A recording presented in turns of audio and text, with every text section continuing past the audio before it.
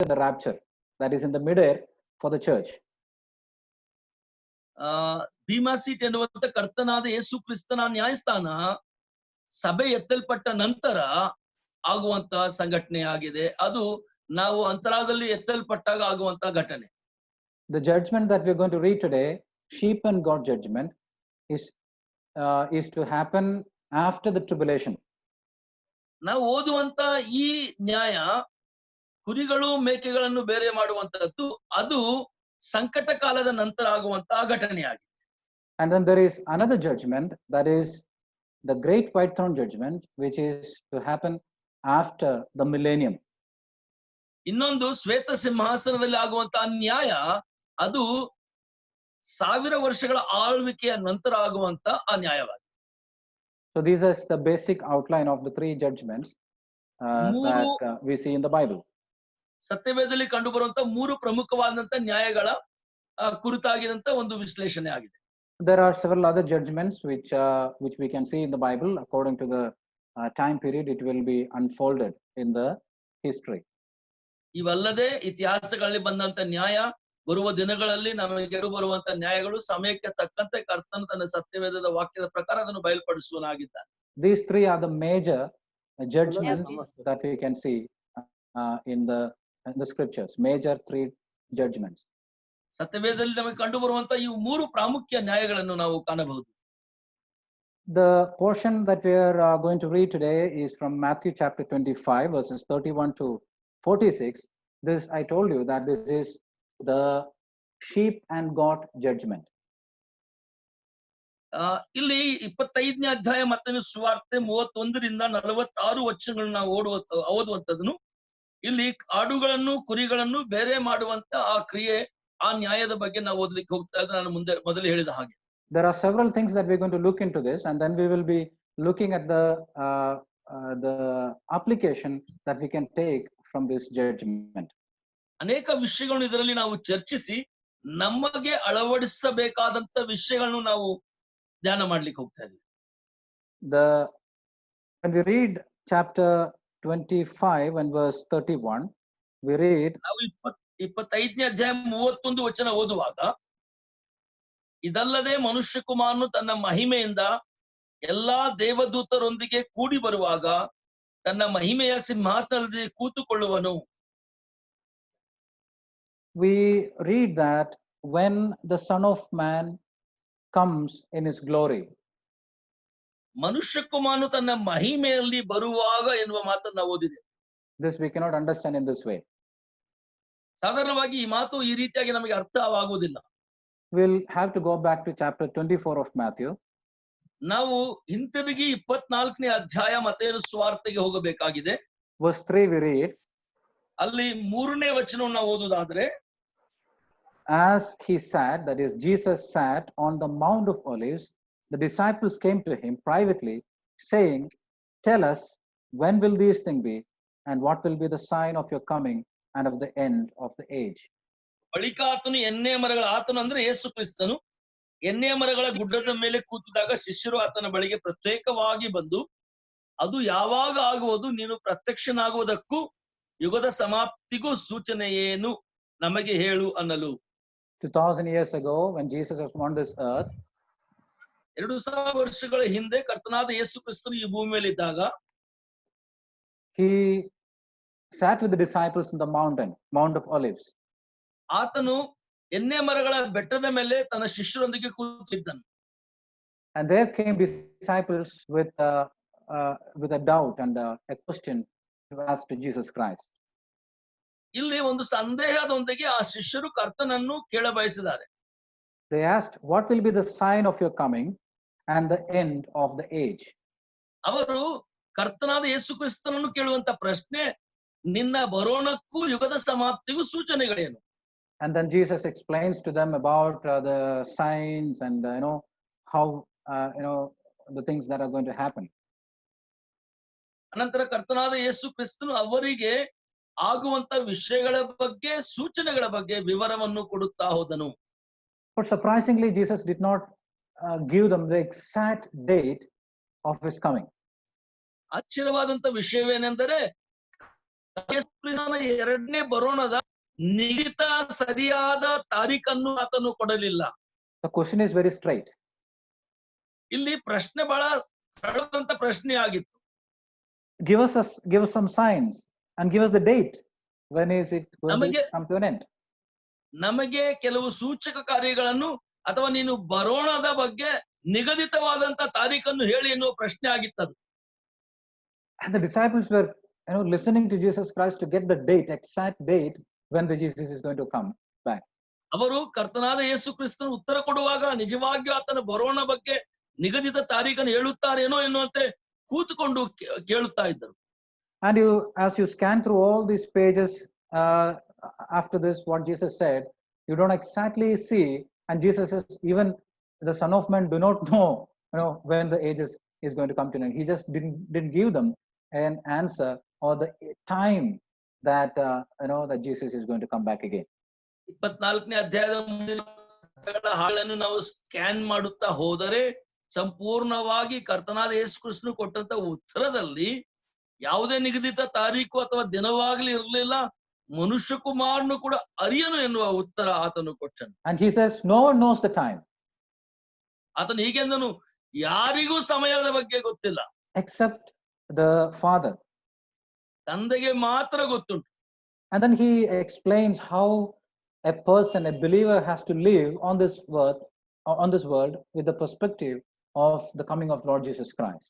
ಕರ್ತನಾದ ಯೇಸು ಕ್ರಿಸ್ತನ ಎರಡನೇ ಬರೋಣಕ್ಕಾಗಿ ಕಾಯುತ್ತಾ ಒಬ್ಬ ವಿಶ್ವಾಸಿಯು ಹೇಗೆ ಜೀವಿಸಬೇಕು ಎನ್ನುವುದನ್ನು ಆತನು ತಿಳಿಸಿದನು. So the disciples asked, when is the time? Jesus said, you don't need to look at the time, just live carefully on this earth, the life that God has given you.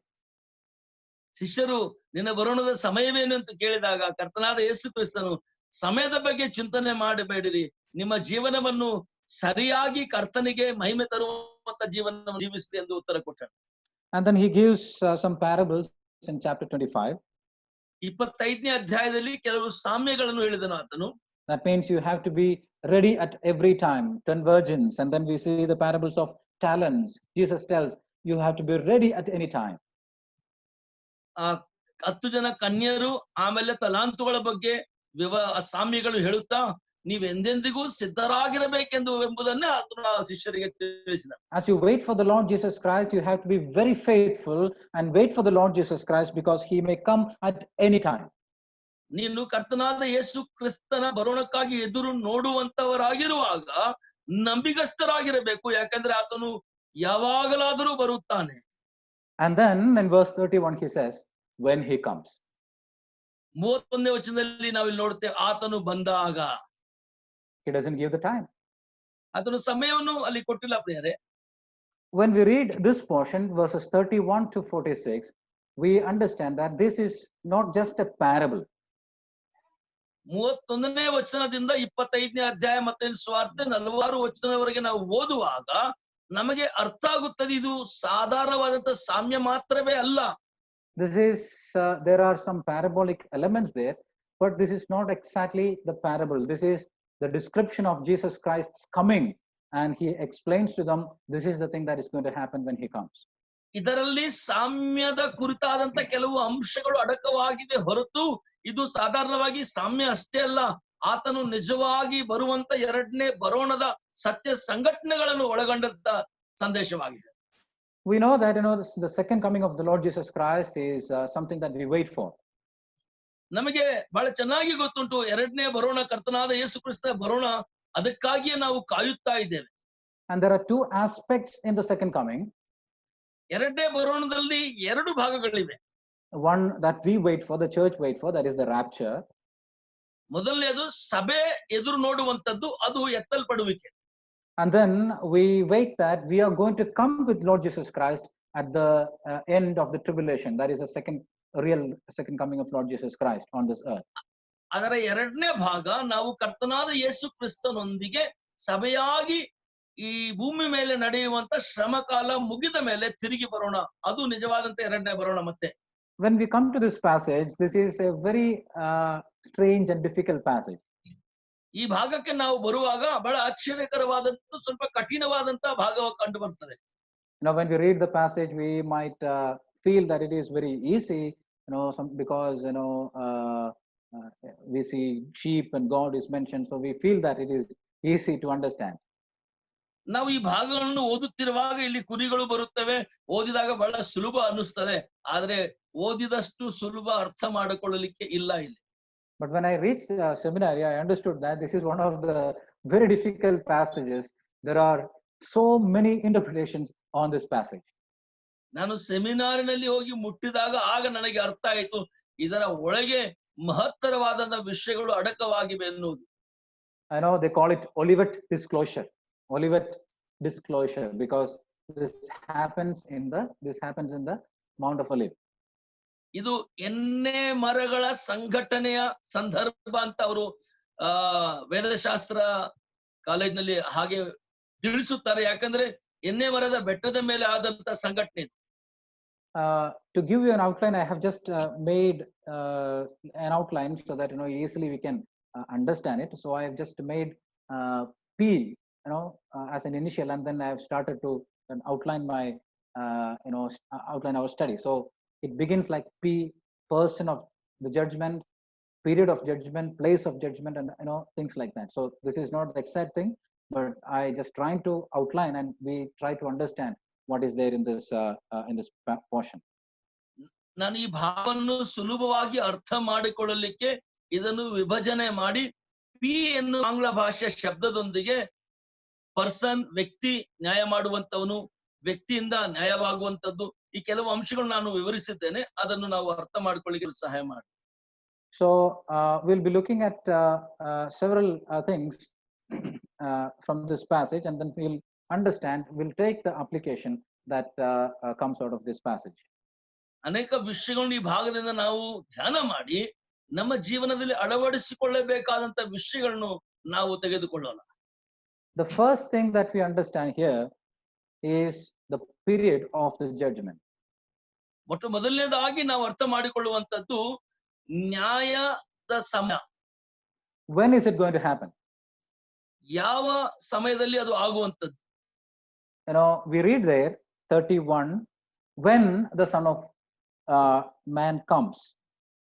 31ನೇ ವಚನದಲ್ಲಿ ನಾವು ಹೀಗೆ ಓದುತ್ತೇವೆ, ಮನುಷ್ಯ ಕುಮಾರನು ಬಂದಾಗ, ಬರುವಾಗ.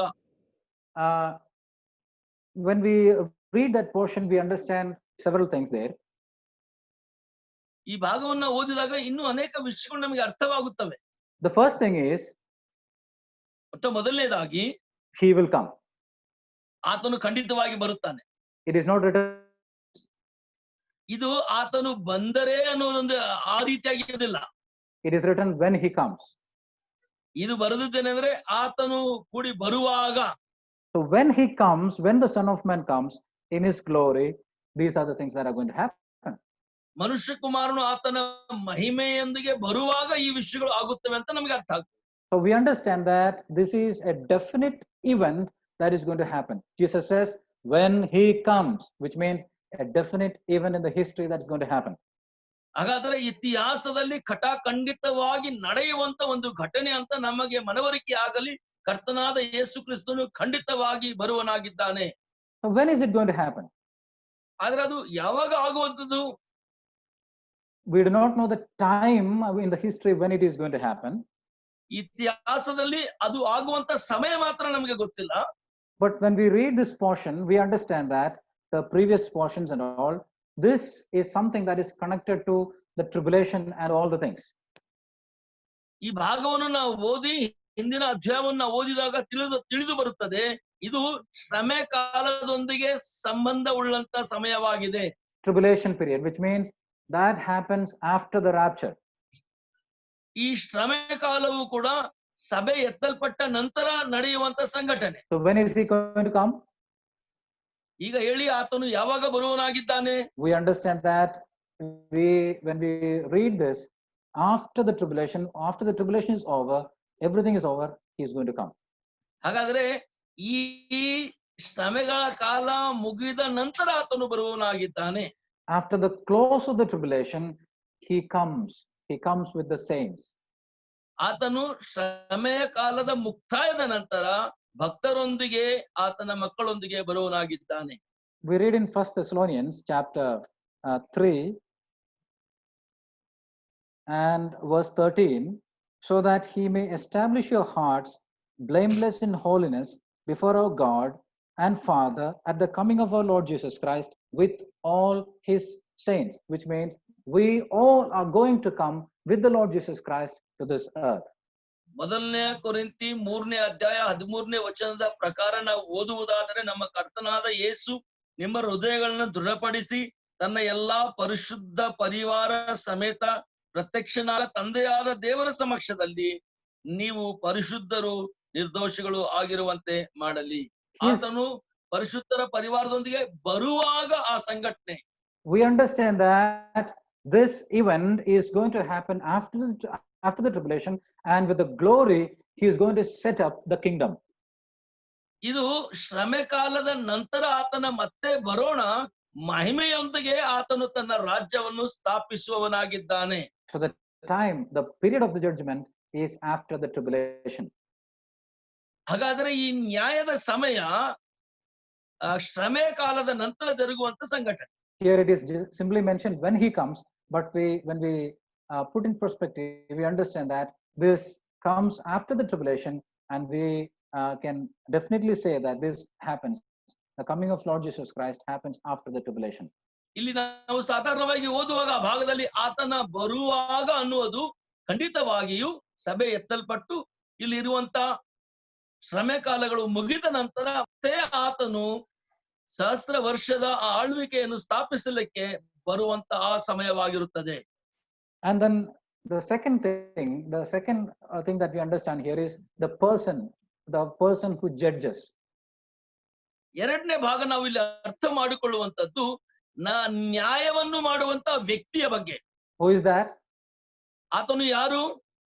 He is mentioned here as Son of Man. ಇಲ್ಲಿ ಆತನನ್ನು ಮನುಷ್ಯ ಕುಮಾರನೆಂದು ವಿವರಿಸಿದೆ.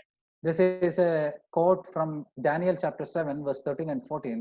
If you read there, you understand he is ancient of times, and he is mentioned as a divine person. You know the qualities that we can read there. ದಾನಿಯೇಲನ ಗ್ರಂಥ 7ನೇ ಅಧ್ಯಾಯ 13-14ರಲ್ಲಿ ನಾವು ಓದುವುದಾದರೆ, ಇದೇ ಮನುಷ್ಯ ಕುಮಾರನನ್ನು ಅಲ್ಲಿ ದಿವ್ಯನಾದಂತವನು ಮಹಾ ಮಹಿಮೆಯುಳ್ಳಂತವನಾಗಿ ವಿವರಿಸುವುದನ್ನು ನಾವು ಅಲ್ಲಿ ಕಾಣಬಹುದು. So we understand that the Son of Man is the judge. ಇಲ್ಲಿ ನಮಗೆ ಅರ್ಥವಾಗುವುದೇನೆಂದರೆ, ಮನುಷ್ಯ ಕುಮಾರನು ನ್ಯಾಯ ಮಾಡುವಂತವನಾಗಿದ್ದಾನೆ. Not only that, when we read verse 34 in the same passage, we understand that the Son of Man is mentioned as king.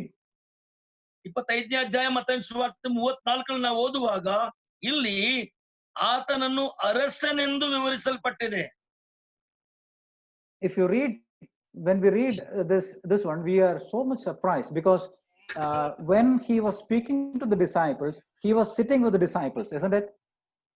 ಇದನ್ನು ನಾವು ಓದಿದಾಗ ತುಂಬಾ ಆಶ್ಚರ್ಯ ಅನಿಸ್ತದೆ ನಮಗೆ. ಆತನು ಶಿಷ್ಯರೊಂದಿಗೆ ಮಾತಾಡುವಾಗ ಶಿಷ್ಯರ ಜೊತೆಗೆ ಕೂತ್ಕೊಂಡಿದ್ದನು. Where was he sitting? ಆತನು ಎಲ್ಲಿ ಕೂತ್ಕೊಂಡಿದ್ದನು? He was sitting on the Mount of Olives. ಆತನು ಎಣ್ಣೆ ಮರಗಳ ಬೆಟ್ಟದ ಮೇಲೆ ಕೂತ್ಕೊಂಡವನು. He was sitting with the disciples. ಆತನು ಶಿಷ್ಯರೊಂದಿಗೆ ಕೂತ್ಕೊಂಡಂತವನು. Probably there was no chair. ಅಲ್ಲಿ ಬಹುಶಃ ಕುರ್ಚಿಗಳು ಇರಲಿಲ್ಲ. He was sitting on a stone. ಆತನು ಕಲ್ಲಿನ ಮೇಲೆ ಕೂತ್ಕೊಂಡಿರಬಹುದು. But you see here, how is he going to come? ಆತನು ಹಾಗಾದ್ರೆ ಹೇಗೆ ತಿರುಗಿ ಬರುವವನಾಗಿದ್ದಾನೆ? The Son of Man comes in his glory. ಮನುಷ್ಯ ಕುಮಾರನು ತನ್ನ ಮಹಾ ಮಹಿಮೆಯೊಂದಿಗೆ ಬರುವವನಾಗಿದ್ದಾನೆ. And all the angels with him. ಆತನೊಂದಿಗೆ ದೂತರ ಪರಿವಾರ ಕೂಡ ಬರುವುದಂತಾಗಿದೆ. And then he will sit on his glorious throne. ಅನಂತರ ಆತನು ತನ್ನ ಮಹಿಮೆಯ ಸಿಂಹಾಸನದ ಮೇಲೆ ಕುಳಿತುಕೊಳ್ಳುವವನಾಗಿದ್ದಾನೆ. So the disciples, they saw Jesus Christ sitting with them, and then he says that when the Son of Man come in the glory, he's going to sit in the throne. No one can stop him. ಈಗ ಶಿಷ್ಯರೊಂದಿಗೆ ಆತನು ಎಣ್ಣೆ ಮರಗಳ ಬೆಟ್ಟದ ಮೇಲೆ ಕಲ್ಲು ಬಂಡೆ ಮೇಲೆ ಕೂತುಕೊಂಡು ತನ್ನ ಬಗ್ಗೆ ಹೀಗೆ ವಿವರಿಸುತ್ತಾ ಇದ್ದಾನೆ. ಈ ಮನುಷ್ಯ ಕುಮಾರನು ದೂತರ ಪರಿವಾರದೊಂದಿಗೆ ತನ್ನ ಮಹಾ ಮಹಿಮೆಯೊಂದಿಗೆ ಬಂದು ಸಿಂಹಾಸನದ ಮೇಲೆ ಕೂತುಕೊಳ್ಳುವನಾಗಿದ್ದಾನೆ. ಆತನನ್ನು ತಡೆಯಲು ಯಾರಿಗೆ ಸಾಧ್ಯವಿಲ್ಲ. Most of the Old Testament prophets tell about Jesus Christ coming in the glory. He comes in the full glory, and he is going to tell to the people that he is the Lord of the whole world. ಹಳೆಯ ಒಡಂಬಡಿಕೆಯಲ್ಲಿ ಅನೇಕ ಪ್ರವಾದಿಗಳು ಕೂಡ ಇದನ್ನೇ ಹೇಳಿದ್ದಾರೆ. ಕರ್ತನಾದ ಯೇಸು ಕ್ರಿಸ್ತನು ತನ್ನ ಸಂಪೂರ್ಣ ಮಹಿಮೆಯೊಂದಿಗೆ ಬಂದು ಆತನೇ ಕರ್ತನೆಂದು ಎಲ್ಲರಿಗೆ ತಿಳಿಯಪಡಿಸುವನಾಗಿದ್ದಾನೆ. And the judge is the Lord Jesus Christ in full glory. He is going to come and he is going to sit on the throne. ಈ ನ್ಯಾಯಾಧೀಶನಾದಂತ ಕರ್ತನಾದ ಯೇಸು ಕ್ರಿಸ್ತನು ತನ್ನ ಸಂಪೂರ್ಣ ಮಹಿಮೆಯೊಂದಿಗೆ ಬಂದು ಎಲ್ಲರಿಗೂ ತೋರ್ಪಡಿಸುವನಾಗಿದ್ದಾನೆ. So we have seen the period of the judgment. This happens. This is definitely going to happen, which means, this is not something a story or something build up something, but this is a definite thing that is going to happen. And the period, the period that we can exactly mark is at the close of the tribulation, and when he comes in the glory along with the Christians. ನಾವು ಇಷ್ಟವರೆಗೆ ಅಭ್ಯಾಸ ಮಾಡಿದ್ರಲ್ಲಿ ನ್ಯಾಯದ ಸಮಯ, ನ್ಯಾಯಾಧೀಶನು ಯಾರು ಎನ್ನುವುದನ್ನು ನಾವು ನೋಡಿದೆವು. ಸಮಯ ಅನ್ನುವುದರ ಬಗ್ಗೆ ಶ್ರಮೆ ಕಾಲಗಳ ಸಮಾಪ್ತಿಗೆ ಆತನು ನ್ಯಾಯಾಧೀಶನಾಗಿ ಬಂದು ತನ್ನ ಮಹಿಮೆಯ ಸಿಂಹಾಸನದ ಮೇಲೆ ಕುಳಿತುಕೊಳ್ಳುವನಾಗಿದ್ದಾನೆ. And now we are going to see the place of the judgment. ಈಗ ನಾವು ಆ ನ್ಯಾಯ ಸಿಂಹಾಸನದ ಮೇಲೆ ಕೂತ್ಕೊಂಡು ನ್ಯಾಯ ಮಾಡುವಂತ ಸ್ಥಳವನ್ನು ನಾವು ನೋಡ್ಲಿಕ್ಕೆ ಹೋಗ್ತಾ ಇದ್ದೀವಿ. When we read Joel, I think Joel chapter 3, we read there he comes to the valley of Jehoshaphat, which is near Jerusalem. ನಾವು ಯೋವೇಲನ ಪ್ರವಾದನೆಯ ಗ್ರಂಥದಲ್ಲಿ 3ನೇ ಅಧ್ಯಾಯದಲ್ಲಿ ನಾವು ಓದುವಾಗ ಅಲ್ಲಿ ನಮಗೆ ಅರ್ಥ ಆಗುತ್ತದೆ, ಅಲ್ಲಿ ಯೆರೂಸಲೇಮಿಗೆ ಸಮೀಪವಾದಂತಹ ಬೆಟ್ಟದ ಮೇಲೆ ಆತನು ಬರುವನಾಗಿದ್ದಾನೆ. Joel chapter 3 and verse 2. ಯೋವೇಲನ ಗ್ರಂಥ 3ನೇ ಅಧ್ಯಾಯ 2ನೇ ವಚನ, ನಾನು ಸಕಲ ಜನಾಂಗಗಳನ್ನು ಕೂಡಿಸಿ ಯೆಹೋವನ ನ್ಯಾಯ ತೀರ್ಪಿನ ತಗ್ಗಿಗೆ ಬರಮಾಡಿ ಅಲ್ಲಿ ನನ್ನ ಜನರಿಗಾಗಿ ನನ್ನ ಸ್ವಾಸ್ಥ್ಯವಾದ ಇಸ್ರಾಯೇಲ್ ಪ್ರಜೆಗೋಸ್ಕರ ಅವುಗಳೊಂದಿಗೆ ವಿವಾದ ಮಾಡುವೆನು. ಅವು ನನ್ನ ಜನರನ್ನು ದೇಶಗಳಿಗೆ ಚದುರಿಸಿ ನನ್ನ ದೇಶವನ್ನು ಹಂಚಿ ಕೊಡುವೆ ಅಷ್ಟೇ. He comes in the full glory and near Jerusalem. ಆತನು ತನ್ನ ಸಂಪೂರ್ಣ ಮಹಿಮೆಯೊಂದಿಗೆ ಯೆರೂಸಲೇಮಿನ ಸಮೀಪದಲ್ಲಿ ಬರುವವನಾಗಿದ್ದಾನೆ. This is something that we need to understand. He is going to come to a particular place, and that is near Jerusalem. ಇದರಿಂದ ನಮಗೆ ಒಂದು ಮಾತು ಬಹಳ ಸ್ಪಷ್ಟವಾಗಿ ಅರ್ಥ ಆಗುತ್ತದೆ. ಆತನು ನಿರ್ದಿಷ್ಟವಾದಂತ ಒಂದು ಸ್ಥಳಕ್ಕೆ ಬರುವವನಾಗಿದ್ದಾನೆ. ಅದು ಇಸ್ರಾಯೇಲ್ ಪ್ರದೇಶದಲ್ಲಿ, ಇಸ್ರಾಯೇಲ್ ರಾಷ್ಟ್ರದಲ್ಲಿ ಬರುವವನಾಗಿದ್ದಾನೆ. And we don't see that here, but we gather it from different passages. ಇಲ್ಲಿ ಅದನ್ನು ನೇರವಾಗಿ ಕಾಣದಿದ್ದರೂ ನಾವು ಕೆಲವು ಆಲೋಚನೆಗಳನ್ನು ಸೇಕರಣೆ ಮಾಡಬಹುದು ಸತ್ಯವೇದದಿಂದ. When we move to the next one, the people of the judgment. ನಾವು ಮುಂದೆ ಹೋಗುವಾಗ ನ್ಯಾಯದಲ್ಲಿ ಇರುವಂತ ಜನರು ಯಾರು? Who is going to be involved in this judgment? ಈ ನ್ಯಾಯಕ್ಕೆ ಒಳಗಾಗುವಂತ ಜನರ ಗುಂಪು ಯಾವುದು? What do we read there? ಅಲ್ಲಿ ನಾವು ಏನನ್ನು ಓದುತ್ತಾ ಇದ್ದೇವೆ? Verse 32, before him will be gathered all nations, and he will separate people one from another as a shepherd separates the sheep from goats. ಮತ್ತೇನು ಬರ್ತದೆ ಸುವಾರ್ತೆಯಲ್ಲಿ 25ನೇ ಅಧ್ಯಾಯದ 32ನೇ ವಚನ, 32 verse ಬ್ರದರ್. Yes. ಎಲ್ಲಾ ದೇಶಗಳ ಜನರು ಆತನ ಮುಂದೆ ಕೂಡಿಸಲ್ಪಡುವರು. ಕುರುಬನು ಆಡುಗಳನ್ನು ಕುರಿಗಳನ್ನು ಬೇರೆ ಮಾಡುವ ಪ್ರಕಾರ ಆತನು ಅವರನ್ನು ಬೇರೆ ಮಾಡಿ. I told you that this coming of Lord Jesus Christ is going to happen after the tribulation. ನಾನು ಹೇಳಿದ ಹಾಗೆ ಶ್ರಮೆಗಳ ಕಾಲ ಮುಗಿದ ನಂತರ ಇದು ಎರಡನೇ ಬರೋಣದ ಈ ಸಂದರ್ಭ ಆಗಿದೆ. All of us who are the part of church, we are raptured already. ಯಾರು ಸಭೆಯಲ್ಲಿ ನಿರ್ದಿಷ್ಟವಾಗಿ ಸಭೆಯೊಂದಿಗೆ ಇದ್ದಾರೋ ಅವರು ಎತ್ತಲ್ಪಟ್ಟವರಾಗಿದ್ದಾರೆ.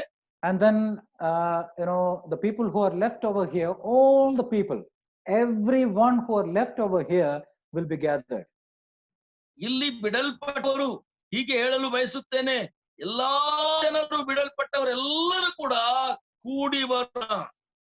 It is written there, all the nations, which means all the people in the nation, all the ethnic people, everyone, despite of language, despite the language difference. Everyone is going to be gathered before Jesus Christ. 32ನೇ ವಚನದ ಪ್ರಾರಂಭದಲ್ಲಿ ಈ ರೀತಿಯಾಗಿ ಬರ್ತದೆ, ಮತ್ತು ಎಲ್ಲಾ ದೇಶದ ಜನರು, ಅಂದರೆ ಯಾವುದೇ ದೇಶ, ಭಾಷೆ, ಯಾವುದೇ ವ್ಯತ್ಯಾಸವಿಲ್ಲದೆ ಬಿಡಲ್ಪಟ್ಟಂತ ಎಲ್ಲರೂ ಕೂಡ ಕೂಡಿ ಬರೋಣ.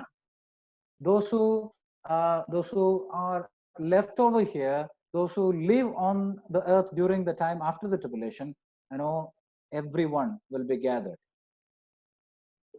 ಸಭೆ ಎತ್ತಲ್ಪಟ್ಟ ನಂತರ ಬಿಡಲ್ಪಟ್ಟವರು ಭೂಮಿ ಮೇಲೆ ನಿವಾಸ ಮಾಡುವಂತ ಪ್ರತಿಯೊಬ್ಬರು ಕೂಡ ಅಲ್ಲಿ ಕೂಡಿ ಬರೋಣವಾಗುತ್ತದೆ. And on this people God is going to execute the judgment. ಈ ಜನರ ಮೇಲೆ ಆತನು ತನ್ನ ನ್ಯಾಯವನ್ನು ಮಾಡುವವನಾಗಿದ್ದಾನೆ. So we may ask a question, why we need to study about them? Because the judgment is not going to be upon us, and the judgment is going to be upon the people. We'll come to that. ಹಾಗಾದ್ರೆ ನಮಗೆ ಸಾಧಾರಣವಾದ ಸರಳ ಪ್ರಶ್ನೆ ಹೀಗಾಗಿದೆ, ಒಂದು ವೇಳೆ ನಮ್ಮ ಮೇಲೆ ಆ ನ್ಯಾಯ ಬರುತ್ತದೆ ಅಲ್ಲವೇ ಅಲ್ವಾ? ಹಾಗಾದ್ರೆ ಅದರ ಅಭ್ಯಾಸ ನಮಗೇಕೆ? This is very important question, because we need to understand, but we will come to that later when we come to the application part. ಈಗ ನಾವು ಈ ಅಭ್ಯಾಸ ಮಾಡಿದ ನಂತರ ನಮ್ಮ ಜೀವನ ಅಳವಡಿಸಿಕೊಳ್ಳುವಂತ ಸಮಯದಲ್ಲಿ ಆ ಭಾಗಕ್ಕೆ ನಾನು ಬರುತ್ತೇನೆ. ಅದು ಅಭ್ಯಾಸ ಮಾಡುವಂತದ್ದು ಕೂಡ ಬಹಳ ಪ್ರಾಮುಖ್ಯವಾಗಿದೆ. That is also one of a surprise. ಅದು ಕೂಡ ಒಂದು ಆಶ್ಚರ್ಯವೇ. Okay, now we read the next thing. We understand the next thing is the process of the judgment. ಈಗ ಮುಂದೆ ಬರುವಂತ ಭಾಗದಲ್ಲಿ ನ್ಯಾಯ ಜರುಗುವಂತ ಕ್ರಿಯೆ. I am interested in all the small terms that are written there. ಇಲ್ಲಿ ಬರೆಯಲ್ಪಟ್ಟಂತ ಚಿಕ್ಕ ಚಿಕ್ಕ ಪದಗಳ ಬಗ್ಗೆ ನನಗೆ ತುಂಬಾ ಆಸಕ್ತಿ, ಜಿಗುಪ್ಸೆ ಇದೆ. He comes, ಆತನು ಬರುವನು. he sits, ಆತನು ಕೂತುಕೊಳ್ಳುವನು. he gathers all the people, ಆತನು ಎಲ್ಲರನ್ನು ಕೂಡಿಸುವನು. he separates, ಬೇರ್ಪಡಿಸುವನು. and we are going to see some other little terms that come later. ಇನ್ನು ಮುಂದೆ ಬರುವ ಈ ಸಂದರ್ಭಗಳಲ್ಲಿ ಇನ್ನು ಚಿಕ್ಕ ಚಿಕ್ಕ ಪದಗಳನ್ನು ನಾವು ಕಾಣಬಹುದು. All these are simple terms, but it explains some very, very important message to us. ಇವೆಲ್ಲವೂ ಸಾಧಾರಣವಾದಂತ ಚಿಕ್ಕ ಪದಗಳಾದರೂ ಬಹಳ ಪ್ರಾಮುಖ್ಯವಾದಂತ ಸಂದೇಶವನ್ನು ಕೊಡುವಂತ ಪದಗಳಾಗಿವೆ. Unpredictable, the time is unpredictable. When we do not know when is he going to come. ಸಮಯದ ಬಗ್ಗೆ ನಮಗೆ ಹೇಳಲಿಕ್ಕೆ ಸಾಧ್ಯವಿಲ್ಲ, ಊಹಿಸಲಾರದ ಸಮಯವಾಗಿದೆ ಅದು. And irrevocable, which means we cannot react to the gathering of all these things. When Jesus gathers the people, we cannot react to that. ಈ ಕರ್ತನಾದ ಯೇಸು ಕ್ರಿಸ್ತ ಜನರನ್ನು ಕೂಡಿಸುವಾಗ ಅದರ ಬಗ್ಗೆ ನಾವು ಆಶ್ಚರ್ಯಪಟ್ಟು ಅದರ ಬಗ್ಗೆ ನಾವೇನಾದ್ರೂ ಒಂದು ವಿಷಯ ಉತ್ಸುಕತೆಯನ್ನು ತೋರಿಸಲಿಕ್ಕೆ ಸಾಧ್ಯವಿಲ್ಲ. Is unstoppable, because no one can stop Jesus coming to this earth. ಕರ್ತನಾದ ಯೇಸು ಕ್ರಿಸ್ತನು ಭೂಮಿ ಮೇಲೆ ತಿರುಗಿ ಬರೋಣವನ್ನು ಯಾರಿಗೂ ತಡೆಗಟ್ಟಲು ಕೂಡ ಸಾಧ್ಯವಿಲ್ಲ. It is irreversible. No one can go back and say, okay, I just want to believe earlier. Nothing is possible during that time. ಆತನ ಬರೋಣದ ಸಮಯದಲ್ಲಿ ಮತ್ತೆ ಸಮಯ ಕಾಲ ಚಕ್ರವನ್ನು ಹಿಂದಕ್ಕೆ ತಿರುಗಿಸಿ, ಹಾಗಾದ್ರೆ ನಾನು ಈಗ ಕರ್ತನ ನಂಬಿಕೊಳ್ಳುತ್ತೇನೆ ಅಂತ ಹೇಳಲಿಕ್ಕೆ ಕೂಡ ಸಾಧ್ಯವಿಲ್ಲ ಪ್ರಿಯ. When we read here, the process of the judgment is so detailed in this passage. ಹಾಗಾದ್ರೆ ಈ ಭಾಗದಲ್ಲಿ ಕರ್ತನಾದ ಯೇಸು ಕ್ರಿಸ್ತನ ನ್ಯಾಯದ ಬಗ್ಗೆ ಬಹಳ ವಿವರವಾಗಿ ವಿವರಿಸಲ್ಪಟ್ಟಿದೆ. Verse 32, again we read there that he will gather all the people and he will separate people one from another as shepherd separates the sheep from God. ಆತನು ಜನರನ್ನು ಕೂಡಿಸಿ ಕುರುಬನು ಆಡುಗಳನ್ನು ಕುರಿಗಳನ್ನು ಬೇರೆ ಮಾಡುವ ಪ್ರಕಾರ ಜನರನ್ನು ಕೂಡ ಬೇರೆ ಮಾಡುವನು ಎಂಬ ಮಾತು 32ನೇ ವಚನ 25ನೇ ಅಧ್ಯಾಯ ಮತ್ತೆ ಸುವಾರ್ತೆಯಲ್ಲಿ ಬರೆಯಲ್ಪಟ್ಟಿದೆ. So the first process is separation. ಹಾಗಾದ್ರೆ ಇಲ್ಲಿ ನಡೆಯುವಂತ ಮೊದಲನೇ ಕ್ರಿಯೆ ಬೇರ್ಪಡಿಸುವಂತದ್ದು. Sheep, goat. ಆಡುಗಳನ್ನು ಕುರಿಗಳನ್ನು ಬೇರ್ಪಡಿಸುವಂತ ಕಾರ್ಯವಾಗಿದೆ. When I used to hear this during the time of the Sunday school, I used to pick up the sheep and goat. ನಾನು ಸಂಡೇ ಸ್ಕೂಲ್ ನಲ್ಲಿ ಇರುವಾಗ ಈ ಮಾತನ್ನು ಕೇಳಿದಾಗ ಆಡುಗಳನ್ನು ಕುರಿಗಳನ್ನು ನಾನು ಎತ್ಕೊಂಡು ಹೋಗ್ತಾ ಇದ್ದೆ. I used to say that, okay, when a elder who pinches my ear, I thought definitely this man is a goat. ನನ್ನ ಕಿವಿಯನ್ನು ಹಿಂಡಿದಂತ ಒಬ್ಬ ಹಿರಿಯನನ್ನು ನೋಡಿ ಖಂಡಿತವಾಗಿ ಈತನು ಆಡು ಆಗಿರಬಹುದು ಅಂತ ಹೇಳ್ತಾ ಇದ್ದೆ. I just used to pick up a lot of goats in the Christian circle. ನಾನು ಕ್ರೈಸ್ತ ಗುಂಪಿನಲ್ಲಿ ಅನೇಕ ಆಡುಗಳನ್ನು ನಾನು ನೇಮಿಸಿಕೊಂಡು ನಡೆಯುವಂತವನಾಗಿದ್ದೆ. Now, this is not kind of a, just we picking up goat and sheep, but something that is different. We'll come to that even. ನಮ್ಮ ಆಲೋಚನೆಗಳ ಪ್ರಕಾರ ನಾವು ಯಾರನ್ನೋ ಆಡುಗಳಂತ ಕುರಿಗಳಂತ ನಾವು ನೇಮಿಸಿಕೊಂಡು ಅಥವಾ ಅವರಿಗೆ ಹೆಸರಿಟ್ಟುಕೊಂಡು ಹೋಗುವಂತದಲ್ಲ. ಅದರ ಬಗ್ಗೆ ಮತ್ತೆ ಮುಂದೆ ಚರ್ಚೆ ಮಾಡುತ್ತೇನೆ. When we see God separating sheep and goat, that is going to be a different thing. ಆದರೆ ದೇವರು ಆಡುಗಳನ್ನು ಕುರಿಗಳನ್ನು ಬೇರ್ಪಡಿಸುವ ವಿಧಾನ ಅದು ಆಶ್ಚರ್ಯಕರವಾದಂತದ್ದು, ಅದು ಬೇರೆ ಆಗಿರುವಂತ ಸಂಗತಿ ಆಗಿದೆ. The reason why goat and sheep is picked, that is also a different thing. ಆತನು ಕುರಿಗಳನ್ನು ಆಡುಗಳನ್ನು ಬೇರ್ಪಡಿಸುವಂತ ಕಾರಣ ಕೂಡ ಬೇರೆ ಆಗಿದೆ. No, he could have used any other animal, but he used this animal. ಆತನು ಬೇರೆ ಪಶುಗಳನ್ನು ಕೂಡ ಉಪಯೋಗಿಸಬಹುದಾಗಿತ್ತು, ಆದ್ರೆ ಆತನು ತನ್ನದೇ ಪಶುಗಳಲ್ಲಿ ಉಪಯೋಗಿಸಿದ್ದಾನೆ. This is one of the creature we have, almost similar kind of a feature, but entirely different in character. ಈ ಆಡು ಕುರಿಗಳು ಕಾಣಲಿಕ್ಕೆ ಒಂದೇ ರೀತಿಯಾದಂತ ಪಶುಗಳಾಗಿದ್ದರೂ ಕೂಡ ತಮ್ಮ ಗುಣಗಳಲ್ಲಿ ಗುಣಲಕ್ಷಣಗಳಲ್ಲಿ ಪ್ರತ್ಯೇಕವಾಗಿ ಬೇರೆ ಬೇರೆ ಆಗಿವೆ. Sheep is a kind of an animal which is docile and gentle, easily tamed, easily can be led. No, that's a thing about sheep. ಕುರಿ ಬಹಳ ಸೌಮ್ಯವಾದಂತದ್ದು, ಸಾಮ್ಯವಾದಂತದ್ದು, ಮಾತು ಕೇಳುವಂತದ್ದು, ಸಾಧಾರಣವಾಗಿ ಅದನ್ನು ನಡೆಸಿಕೊಂಡು ಹೋಗ್ಲಿಕ್ಕೆ ಕುರುಬನಿಗೆ ಸಂಕಟವಿಲ್ಲ. But goat is a kind of rude and fearless, just runs here and there, and that's the kind of animal goat used to be.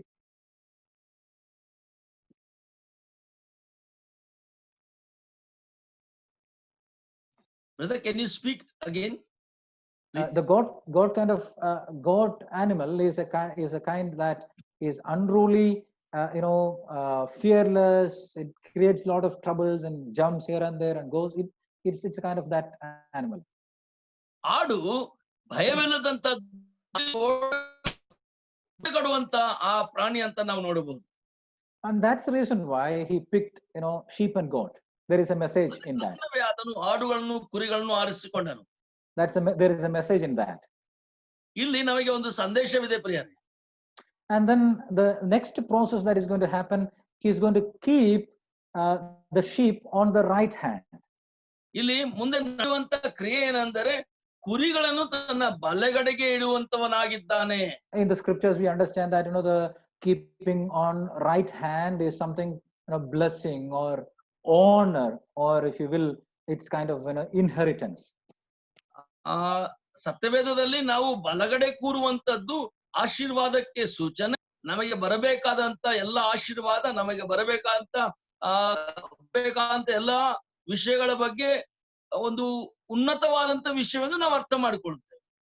We see that there are a lot of illustrations that we can take, but Jacob wanted to bless the grandsons Ephraim and Manasseh. We understand that he doesn't want to make the mistake of placing the right hand on the wrong person, so he was just crisscrossing, and then he kept the right hand on Ephraim, the firstborn. ಎಫ್ರಾಯಮನನ್ನು ಮತ್ತು ಮನಸ್ಸೆಯನ್ನು ಆಶೀರ್ವದಿಸಲಿಕ್ಕೆ ಯಾಕೋಬನು ಬಲಗೈ ಎಡಗೈ ಇಡುವಾಗ ಖಂಡಿತವಾಗಿ ತಪ್ಪು ಮಾಡದೆ ಆತನ ಬಲಗೈಯನ್ನೇ ಸರಿಯಾದ ಸ್ಥಳದಲ್ಲಿ ಆತನು ಇಟ್ಟನು ಅಂತ ನಾವು ನೋಡುತ್ತೇವೆ. It tells about inheritance. It tells about blessing.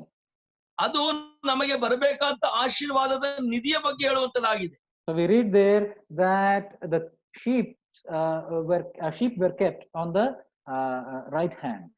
ಇಲ್ಲಿ ಕುರಿಗಳನ್ನು ನಾವು ಬಲಬದಿಗೆ ಇಟ್ಟದನ್ನು ಕಾಣುತ್ತೇವೆ.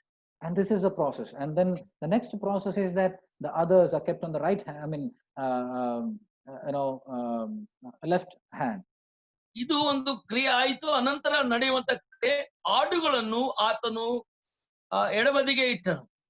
And then the next process that is going to come is the king, verse 34, the king will say. The king will say. 34ನೇ ವಚನ ನಾವು ಕಾಣುವಂತದ್ದು ಅರಸನು ಹೀಗೆಂದನು. The king is going to say something on the people, those who are gathered on the right and on the left. This is not simply sheep and goat. He is not going to come to an animals. Jesus is going to come definitely on the people. This sheep and goat are people. We understand that here. ಇಲ್ಲಿ ಕುರಿ ಮತ್ತು ಆಡುಗಳನ್ನು ಎಡಬಲಕ್ಕೆ ಇಟ್ಟು ಕರೆದಂತ ಸೇರಿ ಬೇರ್ಪಡಿಸಿದಂತದ್ದನ್ನು ನಾವು ನೋಡುವಾಗ ಮುಂದೆ ಬಂದು ಇದು ಸಾಧಾರಣವಾಗಿ ಆಡು ಕುರಿಗಳು ಈ ಪಶುಗಳು ಮಾತ್ರವಲ್ಲ ಪ್ರಾಣಿಗಳಲ್ಲದೆ ನಿಜವಾಗಿಯೂ ಮನುಷ್ಯರ ಬಗ್ಗೆ ಆತನು ಚಿಂತನೆ ಮಾಡುತ್ತಾ ಈ ಕೂಡಿ ಬಂದವರೊಂದಿಗೆ ಮಾತಾಡುವವನಾಗಿದ್ದಾನೆ, ನುಡಿಯುವವನಾಗಿದ್ದಾನೆ.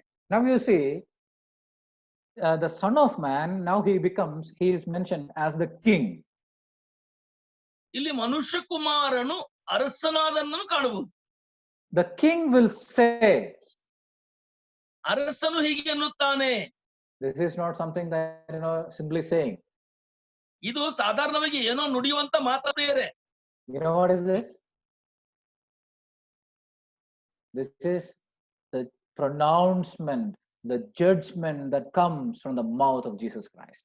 ಇದು ಕರ್ತನಾದ ಯೇಸು ಕ್ರಿಸ್ತನ ಬಾಯಿಂದ ಬರುವಂತಹ ನ್ಯಾಯದ ಆ ನುಡಿಯಾಗಿದೆ, ನ್ಯಾಯದ ಮಾತಾಗಿದೆ. When Jesus was speaking to the disciples, when he was sitting with the disciples on the Mount of Olives, he was speaking to them. That was not just those were very precious words, but those were not the same thing. That is the same saying that is going to happen in the eternity. This is pronouncement, judgment of Jesus Christ. ಎಣ್ಣೆ ಮರದ ಬೆಟ್ಟದ ಮೇಲೆ ಕಲ್ಲಿನ ಮೇಲೆ ಶಿಷ್ಯರೊಂದಿಗೆ ಕೂತುಕೊಂಡು ಶಿಷ್ಯರು ಕೇಳಿದ ಪ್ರಶ್ನೆಗೆ ಸಾಧಾರಣವಾಗಿ ಆತನು ಉತ್ತರ ಕೊಡುತ್ತಾ ಇದ್ದನು ಕರ್ತನಾದ ಯೇಸು ಕ್ರಿಸ್ತನು. ಅದು ಕೂಡ ಪ್ರಶಸ್ತವಾದ ಮಾತುಗಳೇ. ಆದರೆ ಇಲ್ಲಿ ನ್ಯಾಯ ಸಿಂಹಾಸನದ ನ್ಯಾಯದ ಸಮಯದಲ್ಲಿ ಕುರಿ ಮತ್ತು ಆಡುಗಳಿಗೆ ನುಡಿಯುವಂತ ಈ ನುಡಿ ಆ ರೀತಿಯಾದ ಸಾಧಾರಣವಾದ ನುಡಿ ಅಲ್ಲದೆ ಇದು ಕೂಡಿದಂತಹ ಆಗಿರುತ್ತದೆ. Here, this statements that Jesus tells, no one can say no to that. ಕರ್ತನಾದ ಯೇಸು ಕ್ರಿಸ್ತನು ನುಡಿಯುವಂತ ಈ ಮಾತಿಗೆ ಅಲ್ಲಗಳೆಯಲು ಯಾರಿಗೂ ಸಾಧ್ಯವಿಲ್ಲ. When Jesus came to this world, he preached the gospel to them. He preached about the kingdom, and people rejected. Here, no one can reject. No one can say no to what Jesus is going to say. ಕರ್ತನಾದ ಯೇಸು ಕ್ರಿಸ್ತ 2000 ವರ್ಷಗಳ ಹಿಂದೆ ಧರೆಗೆ ಇಳಿದು ಬಂದಾಗ ಆತನ ರಾಜ್ಯದ ಸುವಾರ್ತೆಯ ಬಗ್ಗೆ ಸುವಾರ್ತೆಯನ್ನು ಸಾರಿದನು. ಅನೇಕರು ಆತನು ತಿರಸ್ಕರಿಸಿದರು. ಆದರೆ ಈಗ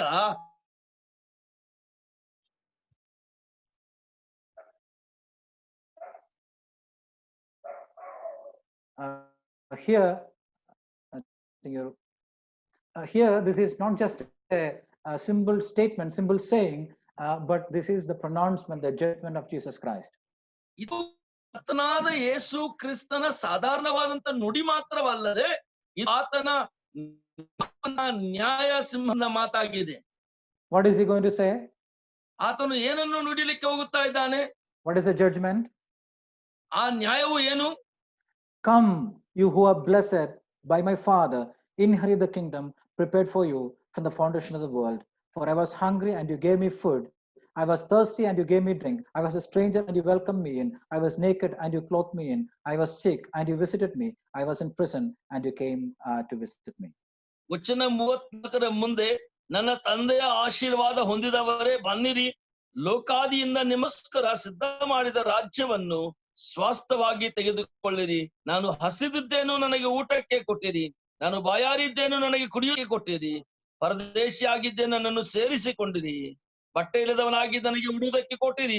ರೋಗದಲ್ಲಿ ಬಿದ್ದನು, ನನ್ನನ್ನು ಆರೈಕೆ ಮಾಡುವುದಕ್ಕೆ ಬಂದಿರಿ. ಸೆರೆಮನೆಯಲ್ಲಿದ್ದೇನು, ನನ್ನನ್ನು ನೋಡುವುದಕ್ಕೆ ಬಂದಿರಿ ಎಂದು ಹೇಳಿದನು. So you see there, the pronouncement is something. Come, that is a statement. Come, you who are blessed by my Father. ಇಲ್ಲಿ ನುಡಿಯುವಂತ ಆ ನ್ಯಾಯ ಒಂದು ಮಾತು ಏನಾಗಿದ್ರೆ, ಬನ್ನಿರಿ, ನನ್ನ ತಂದೆಯಿಂದ ಆಶೀರ್ವದಿಸಲ್ಪಟ್ಟವರೇ. Now when you read this, you might understand that Jesus is saying that you gave something and you gave you did so many things, and that is the reason why you are you're going to be welcome to the heaven. ಆತನು ನುಡಿದಂತಹ ಮಾತುಗಳಿಂದ ನೀವು ಈ ಕೆಲಸಗಳನ್ನು ಮಾಡಿದ್ದೀರಾ, ಇದರ ಪ್ರತಿಫಲ ನೀವು ಸ್ವರ್ಗಕ್ಕೆ ಬನ್ನಿರಿ ಅಂತ ನುಡಿದಂತನು. No, you might think that is the case. ನಿಮಗೆ ಹಾಗೆ ಅನಿಸುತ್ತಿರಬಹುದು, ಈ ವಿಷಯಗಳನ್ನ ಮಾಡಿದಕ್ಕೆ ನಮಗೆ ಸ್ವರ್ಗಕ್ಕೆ ಆಹ್ವಾನ ಸಿಗ್ತಾ ಇದೆ. That's not the case. ಹಾಗಾದ್ರೆ ಅದು ಅಲ್ಲ ನಿಜವಾದಂತ ಸಂಗತಿ. You know why? ಯಾಕೆ ಗೊತ್ತಾ? It is written, you who are blessed by my Father. ಇಲ್ಲಿ ಸ್ಪಷ್ಟವಾಗಿ 34ನೇ ವಚನದಲ್ಲಿ ಬರೆಯಲ್ಪಟ್ಟಿದೆ, ತಂದೆಯಿಂದ ಆಶೀರ್ವದಿಸಲ್ಪಟ್ಟವರೇ. That means they are already blessed. That means they have become believers. They are already believers. They have received the blessing of Father. ಹಾಗಾದರೆ ಅವರು ಆಗಲೇ ವಿಶ್ವಾಸಿಗಳಾಗಿದ್ದಾರೆ, ನಂಬಿಕೆ ಇಟ್ಟವರು, ತಂದೆಯಿಂದ ಆಶೀರ್ವದಿಸಲ್ಪಟ್ಟವರಾಗಿದ್ದಾರೆ. And one more word that is used, inherit. ಇನ್ನೊಂದು ಅಲ್ಲಿರುವಂತ ವಿಷಯ ಏನಂದ್ರೆ ಸ್ವಾಸ್ಥ್ಯ ಅನ್ನೋ ಮಾತನ್ನು ಉಪಯೋಗಿಸ್ತಾರೆ. Who gets the inheritance? ಸ್ವಾಸ್ಥ್ಯ ಯಾರಿಗೆ ಸಿಗುತ್ತದೆ? I give only to my children. ನಾನು ನನ್ನ ಮಕ್ಕಳಿಗೆ ಮಾತ್ರ ಸ್ವಾಸ್ಥ್ಯವನ್ನು ಹಂಚುವನಾಗಿದ್ದೆ. That's the case. They are born in the family of God, and that's the reason why they get the inheritance. ಅವರು ತಂದೆಯಾದ ದೇವರ ಕುಟುಂಬದಲ್ಲಿ ಹುಟ್ಟಿದವರಾಗಿದ್ದರಿಂದ ಅವರಿಗೆ ಸ್ವಾಸ್ಥ್ಯ ಸಿಗುವಂತದಾಗಿದೆ. Not only that, from the foundation of the world, which means you see there is a gracious selection that has happened before the foundation of the world. These people were selected. A gracious selection has already happened. ಅದರ ಅರ್ಥ ಹೀಗೆ ನಾವು ಹೇಳಬಹುದು, ಈ ಜಗತ್ತಿಗೆ ಬುನಾದಿ ಅಥವಾ ಅಸ್ಥಿವಾರ ಹಾಕೋದಕ್ಕಿಂತ ಮುಂಚೆ ಕೃಪೆಯಲ್ಲೇ ಆರಿಸಿಕೊಂಡಂತ ಈ ಜನರು, ಅವರಿಗೆ ಈ ಕೃಪೆ ಸಿಕ್ಕಿದೆ, ಅವರಿಗೆ ಈ ಆಶೀರ್ವಾದ ಸಿಕ್ಕಿದೆ. And as a result of what they are, they lived out a life that pleases the Lord and that pleased him. The works that they have done please the Lord, and that is what Jesus tells here.